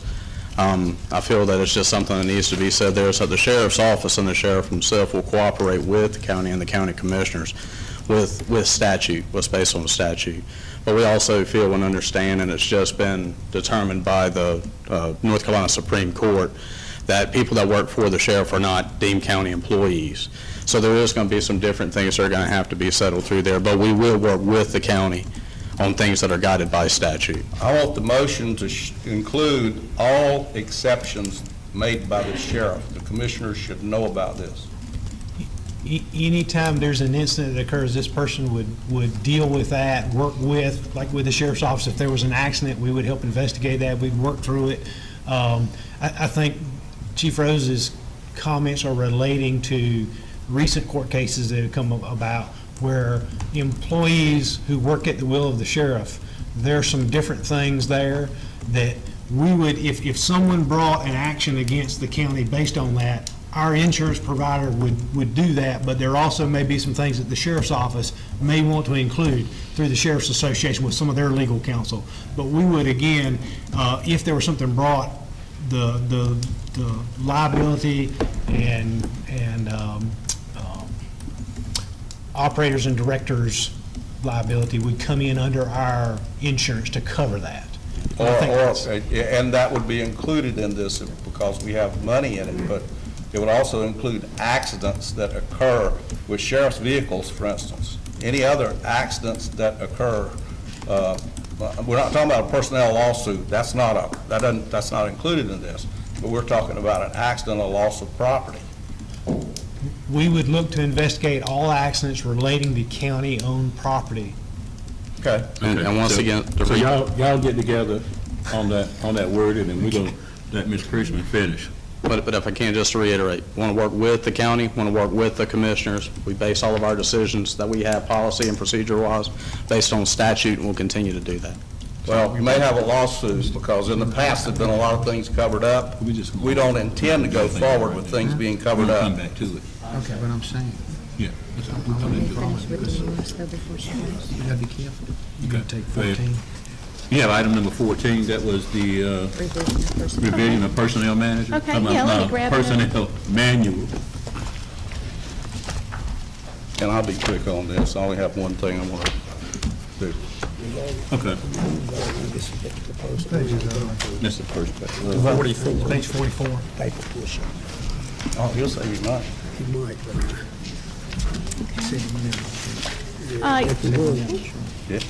Yeah, and other liability. Commissioner Richardson. Oh, yes, ma'am. Yes, sir. The only question that I have on this, I do support doing the personnel study and the funding of the personnel study and that sort of thing. My question to you is, what did we do insofar as the testing of employees now? As far as testing, I can tell by that blank look. Yeah, what type Specifically, of which testing? type of testing are you referring All to? testing. Tell me about all testing real quick. We do drug testing, we do criminal background checks, and then in specific departments, there may be specific testing that's done for occupational testing. Well, you Like haven't if you're gotten to where I applying want to for a go job. yet. Sir? You haven't gotten to where I want to go I'd love to yet. see random testing in it.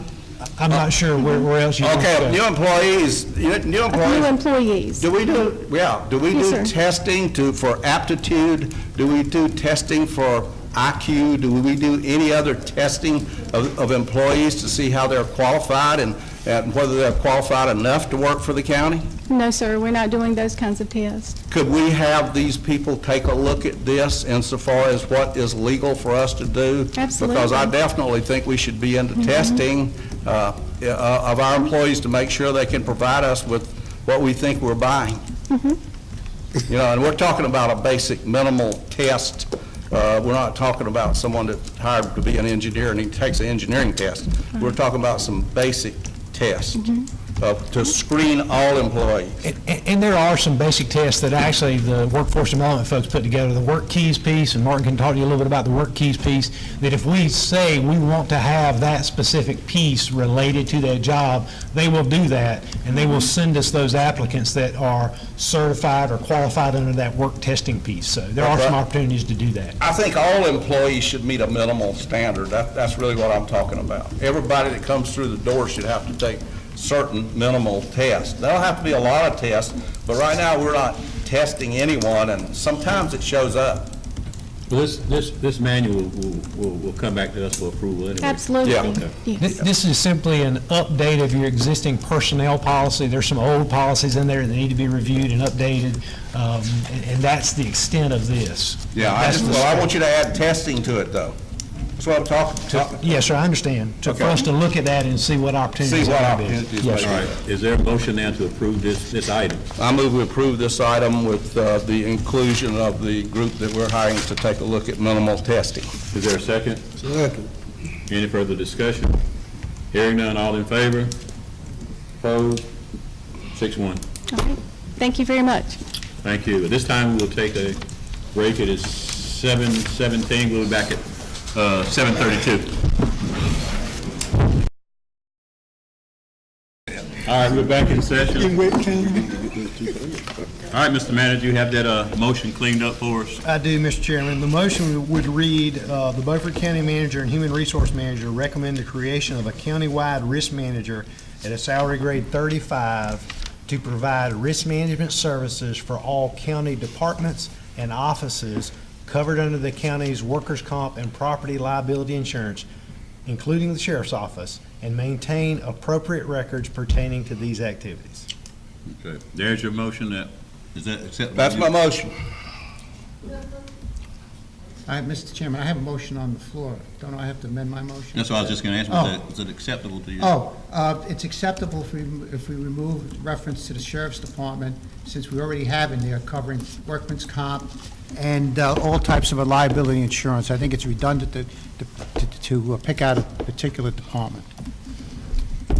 Otherwise, So it's to acceptable. clarify, what you're asking me to do is take out including the sheriff's office. Correct. And I'll amend my motion. Would you like for me to Accept read it amendment. again? Read it Well, again. Mr. Chairman, I want a word on it unless are you reading it to change it? Or are you reading it like you read it the first time? I read it the first time, and then I was going to read it again, taking out what he asked to take No, out. I want a word on that before we get into that. Okay.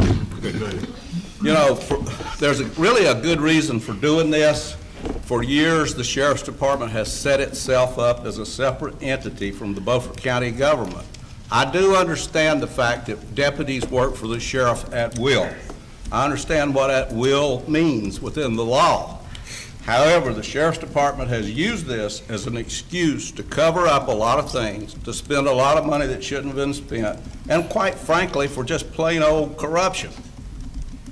One of the ways to stop this is to specifically include the Sheriff's Department. Otherwise, we're going to be right back where we started with this, with the Sheriff's Department setting itself up as being a whole different entity than Beaufort County government. Okay. You read it again.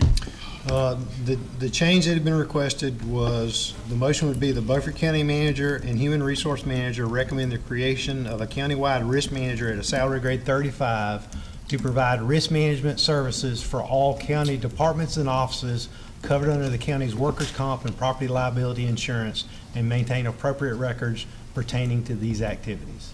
Mr. Chairman, that's my motion. I have something I want to ask. Now, if that motion passes, now the Sheriff's Department we fund the Sheriff's Department, is that correct? We pay any damages that we're responsible for making sure that any damages on our cars are taken care of, or is that the Sheriff's Department? Any action that is brought against the county, whether it be any action that's brought against the county, including the sheriff's office, is covered by the county's workers' comp, property and liability coverage that you maintain and pay for through the Association of County Commissioners. I concur with Mr. Buzzio on that. So you're making a second? I am. Okay. Now, any further discussion? Well, yes. You know, I'm not going to vote for this because I know what has happened in the past, and what I'm trying to do is change this for the citizens of Beaufort County so that the commissioners have more control over activities that we should have control over. I don't want to control the at-will ability of the sheriff to employ his deputies because they represent him. That's the reason for that. They're the same as the sheriff when they go out on a job. That should be an at-will. He deserves that. They should not be protected within their jobs so that they can do whatever they want to do. I don't have a problem with that. I have a problem with other activities that past sheriffs have extended this small privilege into, and they have covered up and kept from commissioners things that commissioners should know. And I'm going to vote against this motion because of that, because I want it to specifically say the Sheriff's Department, and I'm going to laugh at the members of this board when this comes back and burns you, because if you don't put the sheriff in here, it is going to burn you. Well, I'm not going to vote for it, but it's not going to be for his reason. I'm not going to vote for it because of reasons that I have with this position. It's not because they didn't name the sheriff. The sheriff is included in it, and it said all county employees. So I'm going to be with you, but not for the same reason. I understand. All right, anything further? All in favor, raise your right hand. All opposed, 5-2. Mr. Chairman, before we move on, can I ask a question? Did I hear the word corruption in the Sheriff's Department thrown around? If so, I find that very disconcerting and an unprofessional comment if that comment was made. And if it was made, it should be stricken from the minutes. Thank you, Mr. Chairman. Commissioner Richards. I want my comments to remain in the minutes because I know what has happened over the years. Mr. Buzzio is ignorant of what really goes on around here. Consequently, he has a tendency to go off in the left field. Okay. Martin. Include those comments too, please. Good evening, Mr. Chairman, County Commissioners. I'm here tonight to request approval for the County Board Chair to send a letter to the North Carolina Department of Commerce Rural Division requesting an 18-month extension of the building reuse grant for the tavern at Jack's Neck. After discussions with Kevin Richards of the Mid-East Commission and myself, the tavern at Jack's Neck has decided to request this extension for 18 months for the completion of activities associated with their building reuse grant. I visited the work site twice in the last month to view the work completed. Most of the outside and inside cooking areas have been completed. The next phase of construction will entail finishing the trim on the completed work, staining and oiling, wiring, plumbing, lighting and HVAC in the bar and dining areas, and staining the concrete floor. I don't know if any of you have eaten, I'm sure you have, at the tavern, but the renovation work is extremely high quality, custom built using locally milled walnut and hickory woods, but it is very slow and time consuming. No cost overruns are anticipated because of this delay. but it's just anticipated that more time is needed to complete the renovations due, as I say, to the custom nature. I met last week with Hazel Edmond of the North Carolina, who's the North Carolina Program Director for the Building Reuse Fund, and she stated that an 18-month extension is within the program parameters. So I'm recommending tonight that the Commissioners vote to approve the County Board Chair send a letter to the North Carolina Department of Commerce Rural Division requesting an 18-month extension of the building reuse grant for the tavern. What is the pleasure of the board? So moved. We have a motion. Is there a second? Second. Any discussion? I have a couple of questions, Mr. Chairman. Yes, sir. Okay, how much money are we talking about is in the grant? Grant's $80,000. And we're extending it, that's at what, $5,000 a job? $10,000. $10,000 a job? 8 jobs. And we're extending this because the project is not completed? Yes. Okay, all right, I don't have a problem with it. Anything further? All in favor, raise your right hand. Opposed? 7-0. Thank you. Commissioner Buzzio. Thank you, Mr. Chairman. I'm proposing a resolution that has to do with workplace violence, a study. And workplace violence is a threat of violence against workers, and it can occur any place. Statistics say that some 2 million American workers are victims of workplace violence each year. It can strike anywhere, and no one is immune. Among those workers who that face this and will have increased risk, all workers face this risk, but increased risk among those workers who exchange money with the public, deliver goods or services, work late at the night or early morning hours, and the best protection employers can afford is to establish a zero tolerance policy, and also to have the appropriate handbooks and standard operating procedures to address this area. And based upon what could be faced, I think we have a responsibility as a county to provide a safe working environment for Beaufort County employees. Therefore, I'm requesting the board to authorize the implementation of a study to prevent workplace violence in county office buildings. Whereas Beaufort County is required to provide a safe working environment for Beaufort County employees, and whereas some 2 million American workers are victims of workplace violence each year, and whereas the employer should establish a workplace violence prevention program or incorporate the information into an existing accident prevention program, employee handbook, or manual of standard operating procedures, and whereas it is critical to ensure that all employees know the policy and understand that all claims of workplace violence will be investigated and remedied promptly, and whereas it is critical to provide education training programs so that employees and managers understand the workplace violence preventative programs. Now, and therefore, the Beaufort County Board of Commissioners request the county manager to undertake a study to determine what workplace violence preventative programs, employee training programs should be implemented, and therefore the county manager provide the Beaufort County Commissioners results of the study. Therefore, the county manager provides the Beaufort County Commissioners any recommendations required. My motion is as follows. A motion to authorize the county manager to study what workplace violence preventative programs, employee training programs should be implemented, and provide the results of the study to Beaufort County Commissioners. Thank you, Mr. Chairman. Okay. We have a motion. Is there a second? I'd like to ask the county manager something on No, this. I want a second first. Oh, okay. Is there a second? I'll second. Okay. All right, go ahead. With your workload right now, with the budget coming up and everything, how long would it take you to do this study? It would take us a little while. Probably, that may be the first task of our new risk management person in working in concert with the HR director. But it's not something we can knock out real quickly. That's what I thought.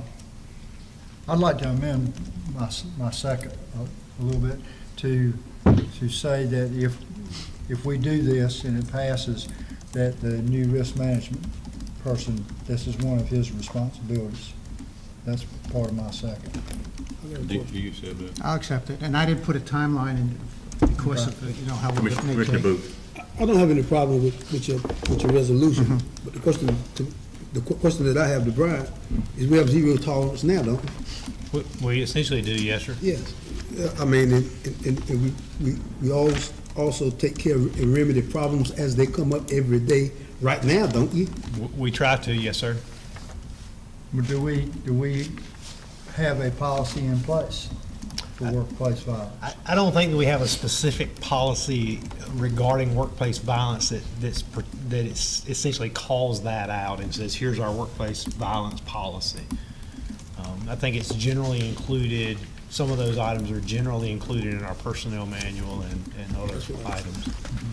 Let me ask this question. The position that we have approved tonight, how long before you think someone will be actually hired and placed in that position? It depends upon the market. My guess would be we'd need about probably 3 months. Okay. All right, Yeah, I have some questions. What, you know, our laws are very comprehensive when it comes to, the same laws that apply to anybody else apply to our employees, and I presume that's what we're using. So what additional laws that do we need that are not already, have not already been enacted through the last 5,000 years to protect our employees?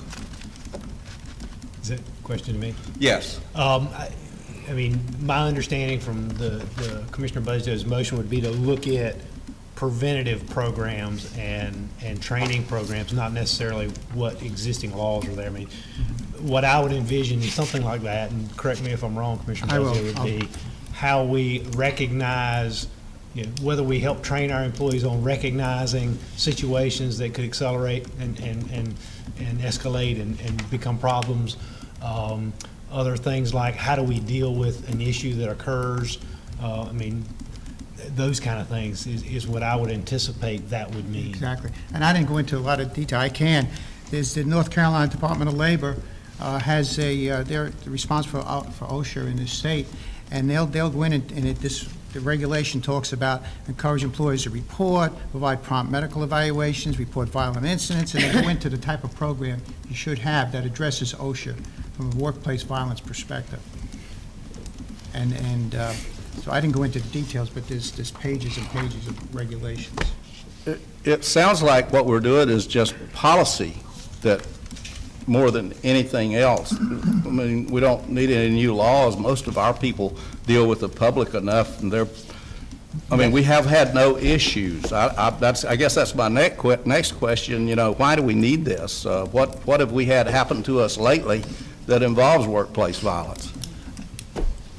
I don't know that we've necessarily had any particular instances that occur, but obviously the goal here is to prevent that and make sure that we don't have those occur. But the way I read this is it's not enacting ordinances or laws, it's looking at programs and training to help folks. It's an educational piece. So Yeah, it's training the employee, what do you do in a case of workplace violence? It could be sexual in nature. It could be jokes in nature. It could be anything. And sometimes the employees don't know what it is, and it impacts the work environment. And it's saying, especially now, it goes hand in hand with what you want to do with a risk management program. But the North Carolina Department of Labor, if you go on the internet, puts out a lot of information that requires agencies to have a workplace violence program in place for the safety of the employee. I have one last statement, Mr. Chairman, or question. I guess for Commissioner Buzzio, how do you justify voting against concealed carry for our employees so they can protect themselves, and now you're interested in doing something about workplace violence? These two things just don't fit. Can I comment on that, Mr. Do you want me to come on it? I know we postponed it for 6 months. That's right, we did. All right.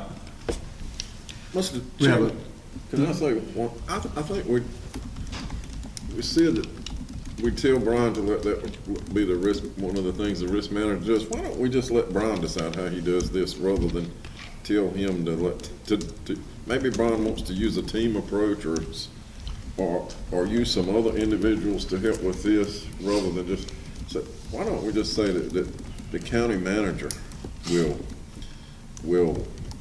do this, and if he wants to use the risk manager, that's fine. If he doesn't, he can use somebody else. But I don't want to tie his hands. Okay. And that's why I made my motion very, Yeah, but see, wide open.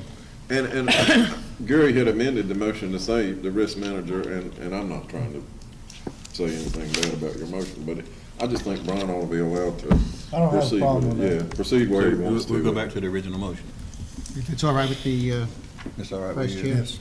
And so we still have a standing second from Commissioner Green. All right, all in favor, raise your right hand. All opposed? 6-1. My next motion has to do with workplace security, Mr. Chairman. And as we know, offices, government, and again, it's North Carolina Department of Labor has things that address the issue of workplace security and unlawful entry, targets for theft. So in my motion, again, it's a study. It is the responsibility of the county to provide a safe working environment for Beaufort County employees. Therefore, I'm requesting the board to authorize a study of the current security of the county office buildings. Whereas Beaufort County is required to provide a safe working environment for Beaufort County employees, and whereas a study to be undertaken by the county managers and those experts the county manager considers required to conduct a security review of current security in Beaufort County office buildings, and whereas the county manager provides the Beaufort County Commissioners the results of the security review of current security in the Beaufort County office buildings, and whereas the county manager provides the Beaufort County Commissioners any recommendations required for upgrading current security. My motion reads as follows: a motion to authorize a study of the current... Mr. Chairman, a point of order. Okay. Could we have some discussion before we get into a motion and not get trapped like we were in this last motion? I have the floor, Mr. Chairman. Say again? I have the floor. You're the... Yeah. Should I finish? Yeah, we'll let him finish. Go ahead. A motion to authorize a study of the current security of Beaufort County office buildings and recommend required security upgrades for consideration by the Beaufort County Commissioners. Okay. Thank you, Mr. Chairman. Is there a second for that? I'll second. Okay. Commissioner Richardson. Well, one of the things that we're doing here is we're not doing a lot of heavy thinking about liability for the county, especially in the case of Commissioner Buzzio, because he has now set us up for a lawsuit. If we don't vote to do something here, and there is an incident, and the commissioners turn this down, you're going to get a lawsuit. This is bad judgment on a monumental scale. Well, most of these things are handled by discussion among commissioners to decide a policy direction to go in. So you've got this issue on the floor, and if you vote against it, again, and there's an incident, we are extremely liable. We need to just can the motion, and we need to say that we have a policy, and we're directing the manager, as Commissioner Belcher, I think, was right on target, that we just need to direct the manager to do the study and take action rather than making these motions which are setting us up for lawsuits. Anything further from any other commissioner? Mr. Chairman, I'm assuming our insurance carrier from time to time does audit and does some of the things that we're trying to do in both of these as far as looking at liability and workman's comp and so forth, and gives us, a plan of action or some recommendation. They will help us with that. The Association of County Commissioners has risk management services, and they will send folks down to do walkthroughs and do that, help us with that. So yes, they would be a great resource for us as we move forward with this. I mean, I think here again, with the risk manager that we've approved, along with our insurance carrier, we should be able to try to do a self-audit. So we could consider this motion the same way we did the last.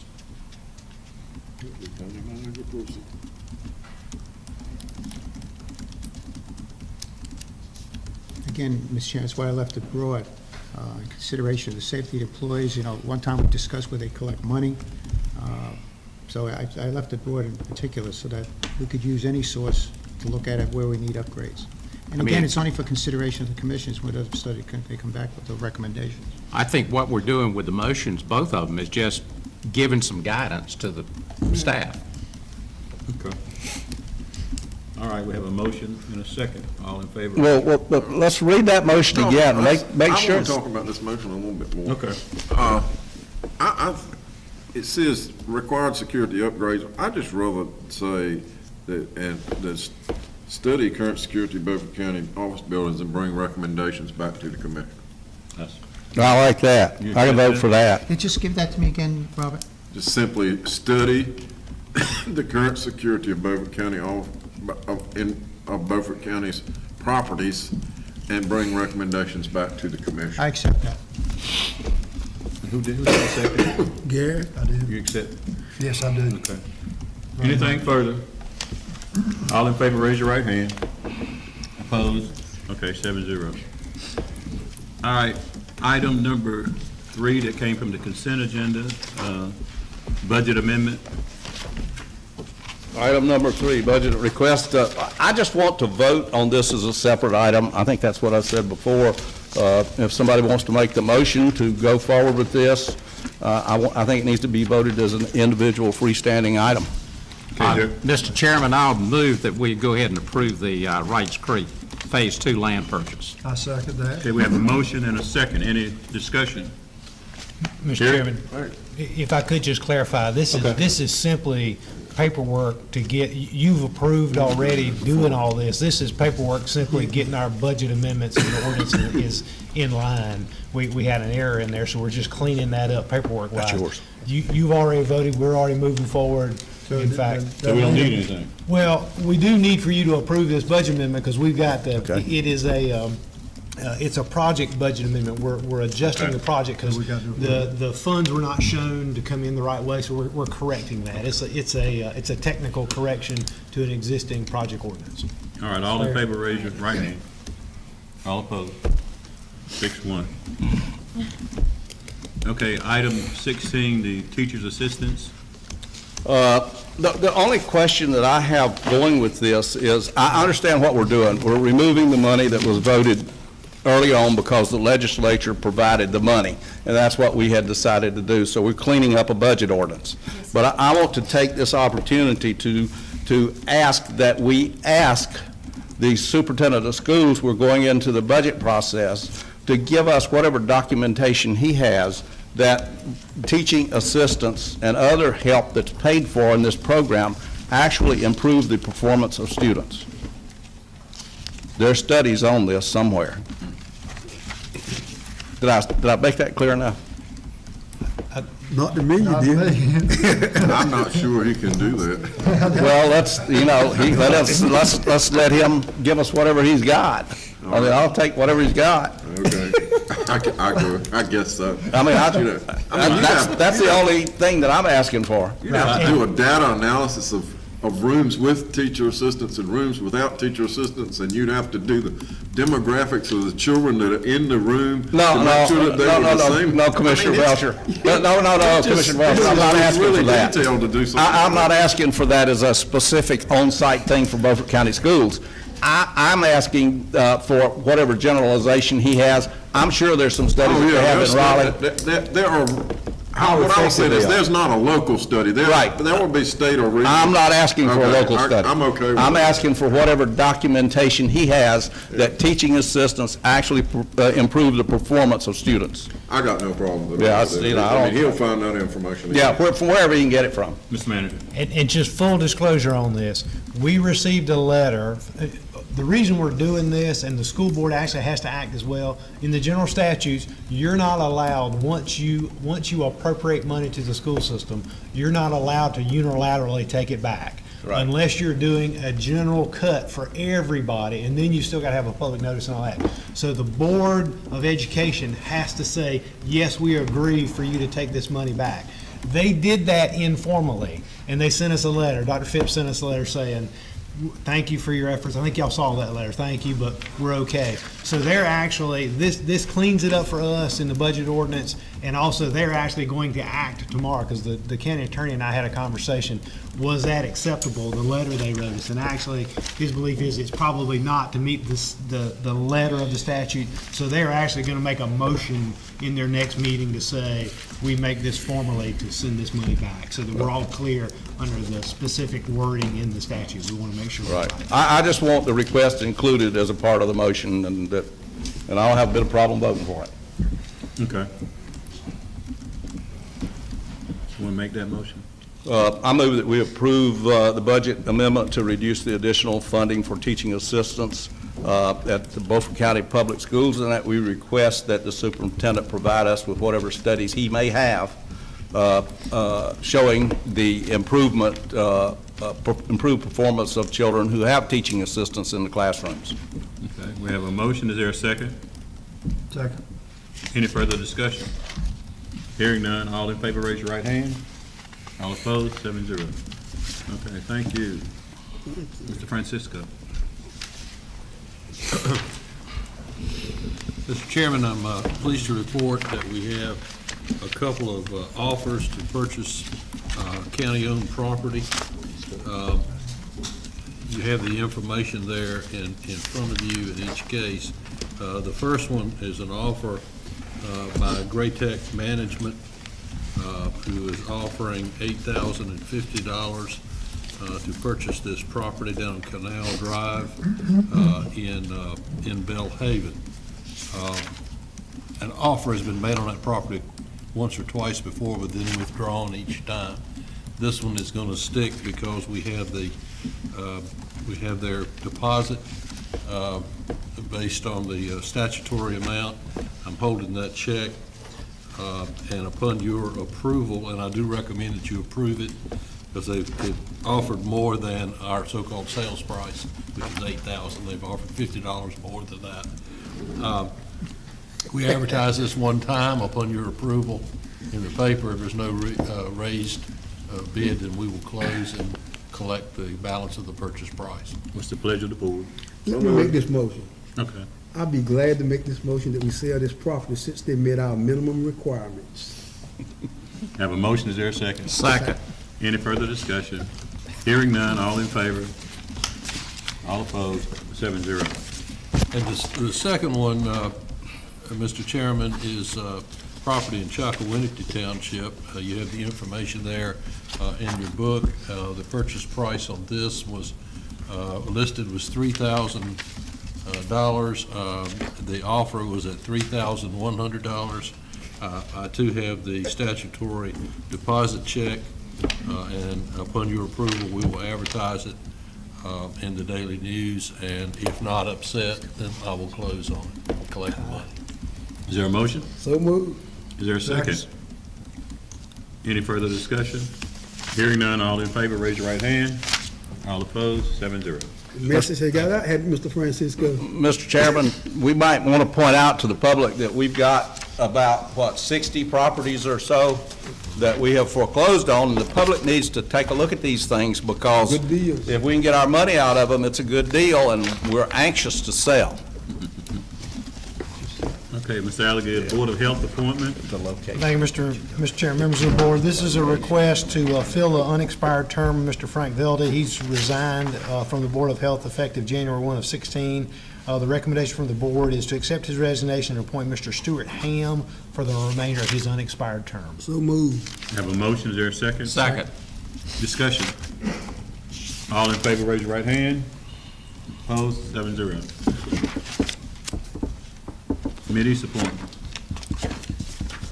Similarly, Mr. Chairman, this is a recommendation that there are 2 seats that have expired on the Middies Commission that you need to appoint representatives for those. Commissioner Ed Booth currently serves and represents the board, but his term has expired. He is eligible for reappointment.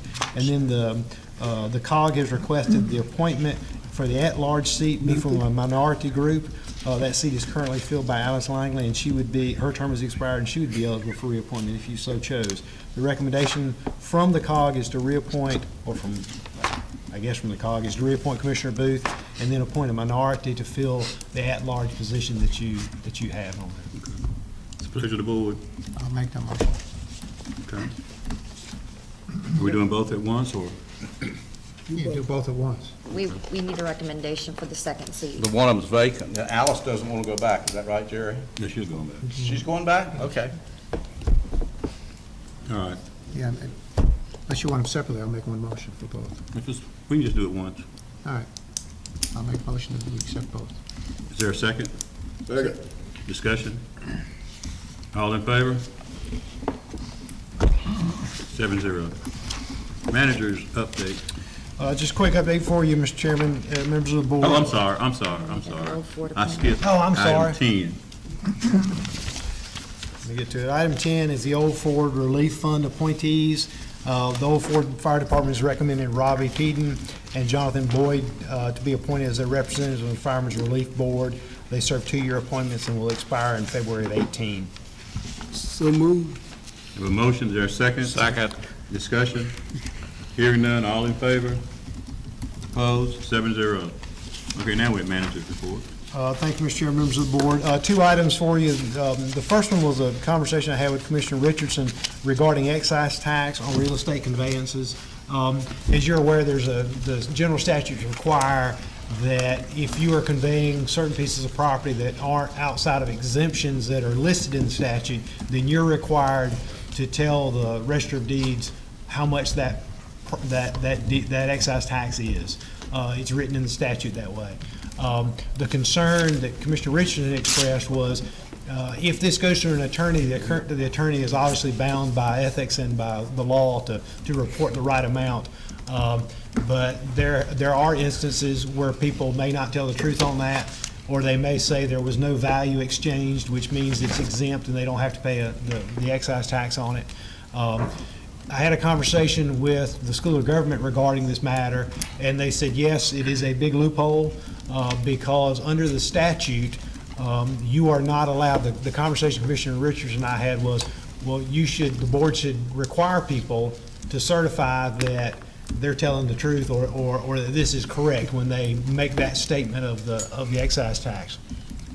I had a conversation with folks in the School of Government. They said, that would be nice, but you're not allowed to do that because the statute specifically reads that there are only certain things that can occur, and you as a local governing board do not have the authority to do that because it's a general statute. So it would require a legislative action to do that. So the request that came back was, does the board wish for us to contact our legislative delegation to try to put something together to take that? Of course, as they come back into session, they're in the short session, so they wouldn't be able to act on it this year. It would have to be in the long session next year. But is that something you would wish the board, for the staff to put together to have contact with our legislative delegation about that? What are the thoughts of the board? I mean, since this North Carolina General Statute already told you that it's such a large loophole, me personally, I don't think that's a fight I want to get in. No, feel the same way. Mr. Chairman. And I understand where you're coming from. Under the real estate disclosure contracts, and at the closing, if it goes through and you've got a buyer and a seller, there's no loophole there. The loophole comes in when you don't have that documentation, because they are really certified the sales price, which is translated to the excise tax. And I think, and I won't speak for Commissioner Richardson, but I think his comment was that he may have some clients that he did work for, and they said, no, I'll go record it. And when they go record it, they say there wasn't any, there's no value in this transfer, so they don't pay anything when there actually was. So I guess it's trying to keep people honest. But the statutes require that people be honest. But I would think some of those transactions are within the family. I mean, it's where it's being surveyed and transferred. So. And they are, and those are exempt by statute. So, you know. Well, as far as the fight goes, I don't think there's a fight on this. I think we as commissioners should make sure that everybody is treated fairly. And what's happening is some people are paying the tax, and some people are paying part of the tax, and some people are paying none of the tax. And some states do require what the manager described, and that is you had to certify to the sales price. You have other things that happen in this which are kind of comical, and that is people who are invested, speculate in real estate, will pay a low price, and then they will go put stamps on it for a lot more than what they paid for it, so they can make the next buyer think the property is worth more than what it is. Both, that's fraudulent too.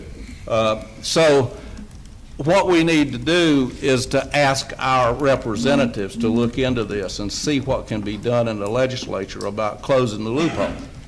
That's as simple as it is, because it's not fair for some of the people to pay it and other people not to. I don't have a problem with that. Okay. What's the pleasure?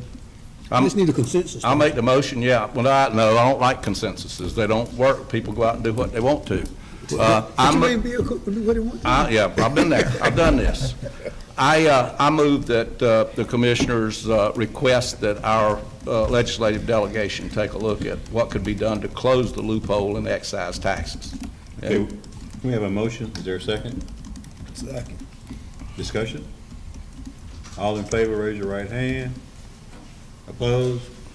Okay, 7-0. 6-1. 6-1. Okay, all right. I didn't see your hand, my mistake. Okay. Second item, Mr. Chairman, members of the board, is it's just an update. It was a request from Commissioner Richardson that this board give me some direction on it. As you're aware, we've been having some conversations regarding primary care physician recruitment in Beaufort County. When Commissioner Brin was chair, we had some conversations, or continuing to have those conversations with the local hospital about the need for additional primary care physicians and the struggle that they have in getting primary care physicians to come to Beaufort County. And right now, there are no, if you are seeking a primary care physician in Beaufort County, there are none accepting patients. So for us, as we talked about it, there were some issues regarding economic development. If you had a large company coming in, they're going to ask you about your school system, they're going to ask you about your health care resources. And if you say to someone, well, you got to go to another county to find a primary care physician because we don't have any here that are taking patients, we felt like that was a challenge and something we may be able to help out with. We initially had talked to them about a similar model that has been done, like with the Teach for America program, where the state of North Carolina would essentially pay a student a scholarship so that, and they would go and work in an underserved area for a certain number of years. As we went to researching that and having some conversations with the School of Government about it, it's not something that we're able to do because, or with Vidant, because Vidant is a private entity. You know, we talked about maybe if you look at the U.S. military does it all the time. You go into the military, you're a physician, they pay for you to go to med school and all those kind of things, and you work for them for however many years to pay yourself back, to pay it back. But for that reason, they can do that because you're working for the government. We don't hire physicians. Now, if you wanted to explore that further, and I've had some conversations with Jim Madsen, the health director, there may be an opportunity for us to do that if we wanted to look at that, to expand those services. However, we have traditionally, it's my understanding, the health department, Board of Health, has made some pretty clear guidelines about what they get into and what the private health care providers get into, and they've not crossed those boundaries. So I guess the question I was asked from Commissioner Richardson was, who gave you the authority to have these conversations? And my response to that was, you know, we're constantly looking at things all the time, and he requested that I bring that back to you and get formal approval from the board to continue those conversations. So I leave it at that. Okay. What's the pleasure? I'll make a motion that he continue having conversations, and he's reporting it back to the board, and you have those. I'll make the motion that you continue to engage in those conversations. I second that. We have a motion and a second. Now, any further discussion? Oh, yeah. I do. A lot of discussion. I do. This was a project that was brought to a commissioner on the board that to see if there was an advantage to be able to do something like that. And it's a very important part of Beaufort County right now. I know 2 physicians in Beaufort County, primary care physicians, are getting ready to retire. So where are all these people going? We've got to go, my own personal doctor, I'm going to have to go to Greenville for a primary care doctor. That was the reason that I looked into it, asked you to help us with it, Brian, just to see if there was any feasibility to it. It wasn't anything that we were trying to keep from the general public. It was just something that I thought needed to be done. And I still think it needs to be done. If we can find anything to help out the primary care in Beaufort County, we ought to try to find a way of doing it. And when you hear about primary, Mr. Chair, go ahead. And Gary, getting back to your point, we're not only helping primary care, we're helping our citizens of Beaufort County. That's correct. I had to leave this area to go to another county to get a doctor. And so I think it's a good idea, but it's nothing that you're trying to hide. No, not at all. It's gonna be brought before the full board if we can bring somebody here to help everybody in Beaufort County. We got an aging population and with limited transportation to get to these other facilities. Mr. Chairman, if I may, the number of primary care physicians in Beaufort County is on a downward spiral. It's not been too many years ago that right here in the greater Washington area, not including Belhaven and the outlying areas, we had 13 primary care physicians. I think now we're down to 5 or 6. And the main reason is that you can't get them here is number one, they don't make enough money here to pay off their student loans and also have a reasonable standard of living for their family. They go to larger metropolitan areas where the reimbursements to them are not coming 100 from a majority from Medicare and Medicaid. And some of them even going to concierge medicine and things like that. They're doing things where they can pay the student loans off and also have a standard of living that their family expects from a physician. And that leaves small counties like Beaufort County trying to find doctors, and we can't find them unless, the only way I see we can find doctors is to go out and find a way that we can help to recruit them here. And the way only way you're gonna recruit them here is to make it financially, give them some financial incentives to come. If that includes paying for their medical school, and it would be like any other program. If they didn't fulfill their obligation, then there's a clawback on it. I mean, the same way we do in economic development. There's a clawback if they don't come and stay. They've got to pay us back for that. But it was kind of a disappointment to me when we found out that we will not be able to recruit any physicians based on using county tax resources other than kind of an end run around to the health department, which is not 100% satisfactory with me to do that. But we need physicians in Beaufort County, and we're competing with the larger counties for a limited number of physicians, and we're also competing with other rural counties for physicians. And we just have to find a way and be creative and try to draw some physicians into this county, because these guys are right. If my physician left today, I'd be getting in the car riding to Greenville seeing if I could find a doctor. And a lot of people in that situation in Beaufort County. A lot of people just don't have a doctor. They go to the emergency room or to one of these pop-up doctors, and that's it. There's nothing preventative and nothing keeping them healthy, because they only go to the doctor when they need a doctor, not for preventive services. And that's all I'm going to say about it. Okay. What's the pleasure of the board? Well, has everyone finished? Yeah. Okay. Mr. Buzzio, have you finished, or are you going to try to follow me and knock down what I'm saying? That's a very unprofessional statement, but I Yeah, well, it is, but that's what you usually do. You know, guys, it is ironic to me that 6 men who voted against a hospital in Belhaven sat here and talked about their own personal doctors. How selfish can you be when you deny half of the county medical services and you sit here and say, but I'm something special. I'm really worried about my medical care. Screw the rest of the county. That's what you just said. You need to stop and think.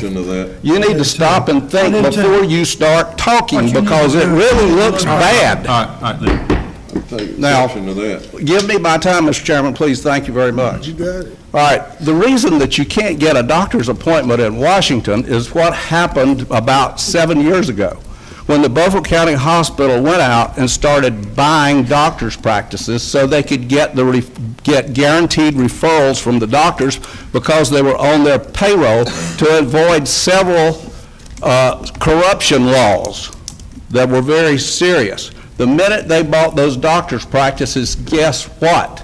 Those doctors stopped seeing patients. I can recall myself, people calling me and saying, did you know you can't get a doctor's appointment in the city of Washington? Why?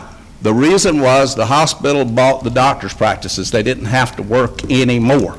They got contracts, they got very good pay from the hospital. They got $5,000 for doing their continuing education. They got 3 weeks of vacation all of a sudden, and nobody was counting how many patients they saw. I personally know because I was on the hospital board when I asked for this study about how many patients the doctors were seeing.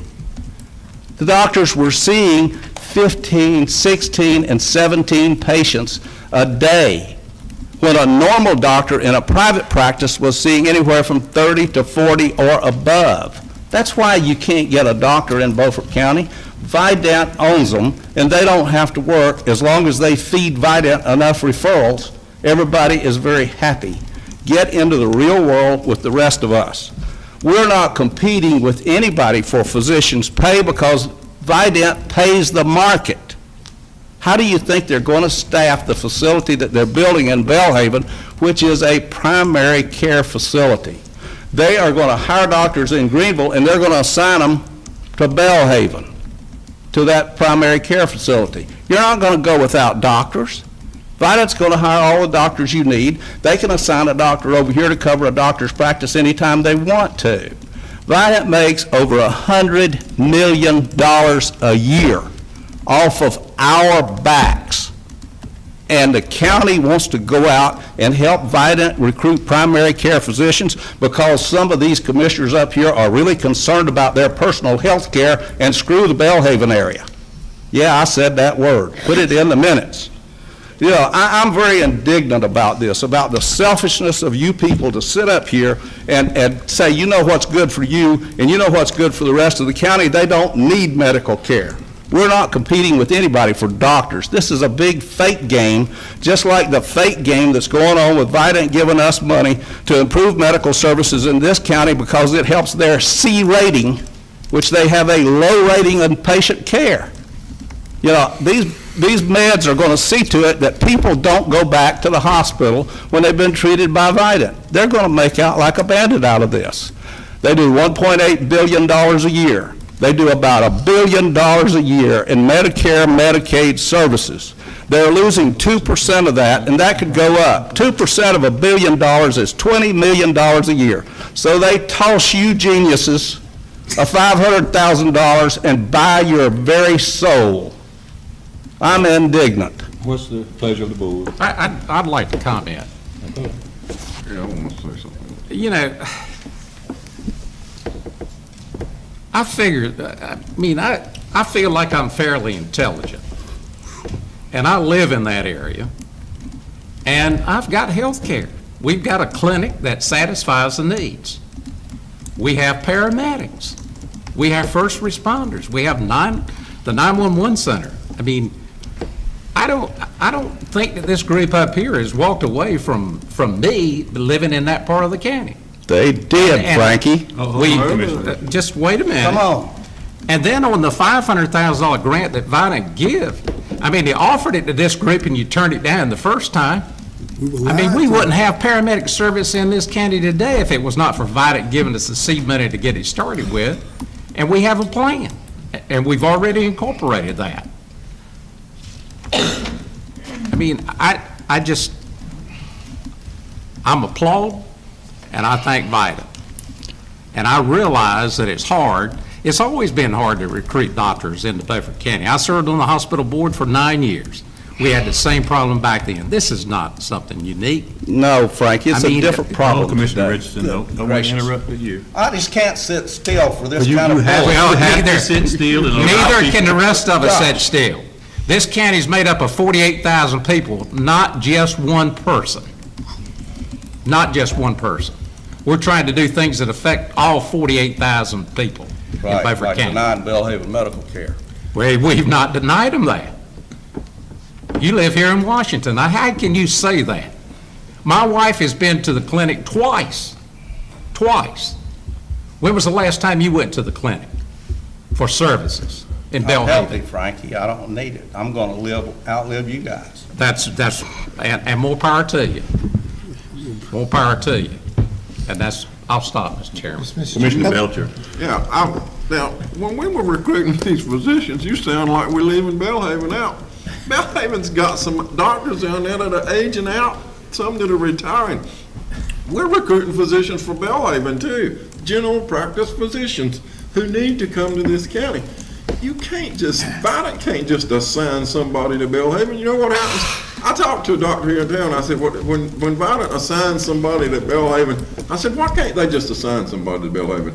Somebody that's on their staff. He said, because they quit and go somewhere else. Every time you assign them now, they're not going to go down there and live in Bellhaven unless there's an incentive to go down there and live. Where are you going to go live in Bellhaven when your contract's going to be $150,000 when you can go to Wake County and make $250,000 and live in Raleigh? Now, I mean, economics of the thing tell you that. A guy's not going to go to Bellhaven. You got to give them an incentive to come here and be in this county. Why does Chocowinity, it seems like to me every time I turn around and look at in the newspaper, a new doctor's come to Chocowinity into the clinic over there. A new physician, there's a big advertisement, Violet has a new physician. Well, they come and they stay a little while and they pick up and leave. Doctors got free will. They don't have to go where they're assigned. They can go work anywhere because they got a skill that they can take with them. And so you can't say, and we're trying to look after Bellhaven, we're trying to look after Aurora, we're trying to look after Chocowinity, we're trying to look after Washington, we're trying to look after everywhere. Not just that. I don't believe anything you say really has much of a grain of truth in it. Commissioner Buzzio. Thank you, Mr. Chairman. As everybody on this board realizes that healthcare delivery system is changing in the United States. No matter which hospital you go to in the United States, you'll find them buying physician practices. Why?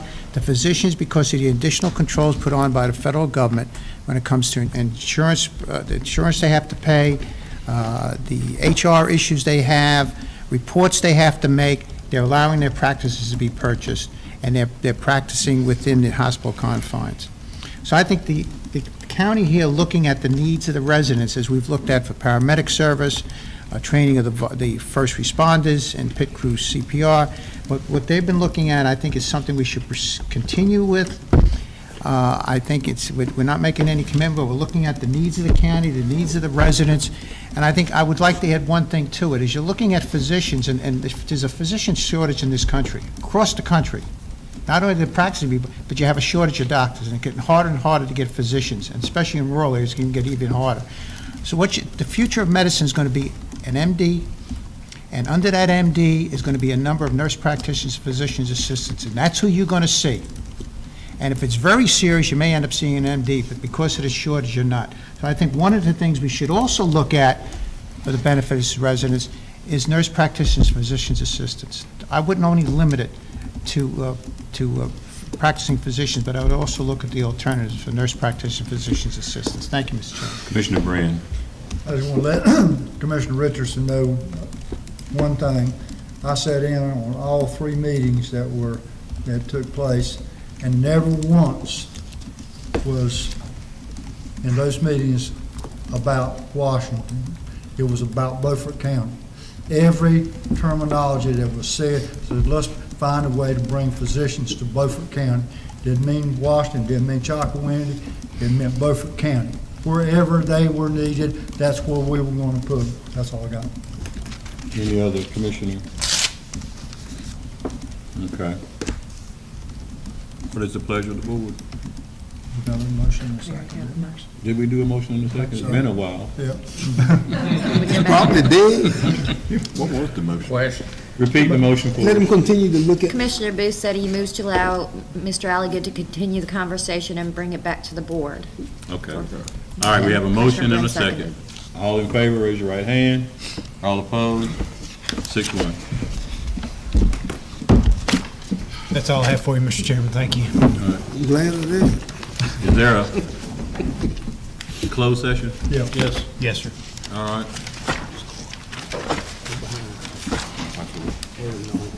Motion is needed to go into closed session under North Carolina General Statute 143.318.11A3 to consult with an attorney employed or retained by the public body in order to preserve the attorney-client privilege between the attorney and the public body. So moved. All right, we have a motion. Is there a second? Second. Any discussion? All in favor, raise your right hand. All right, 7-0, we're in closed session. Yeah.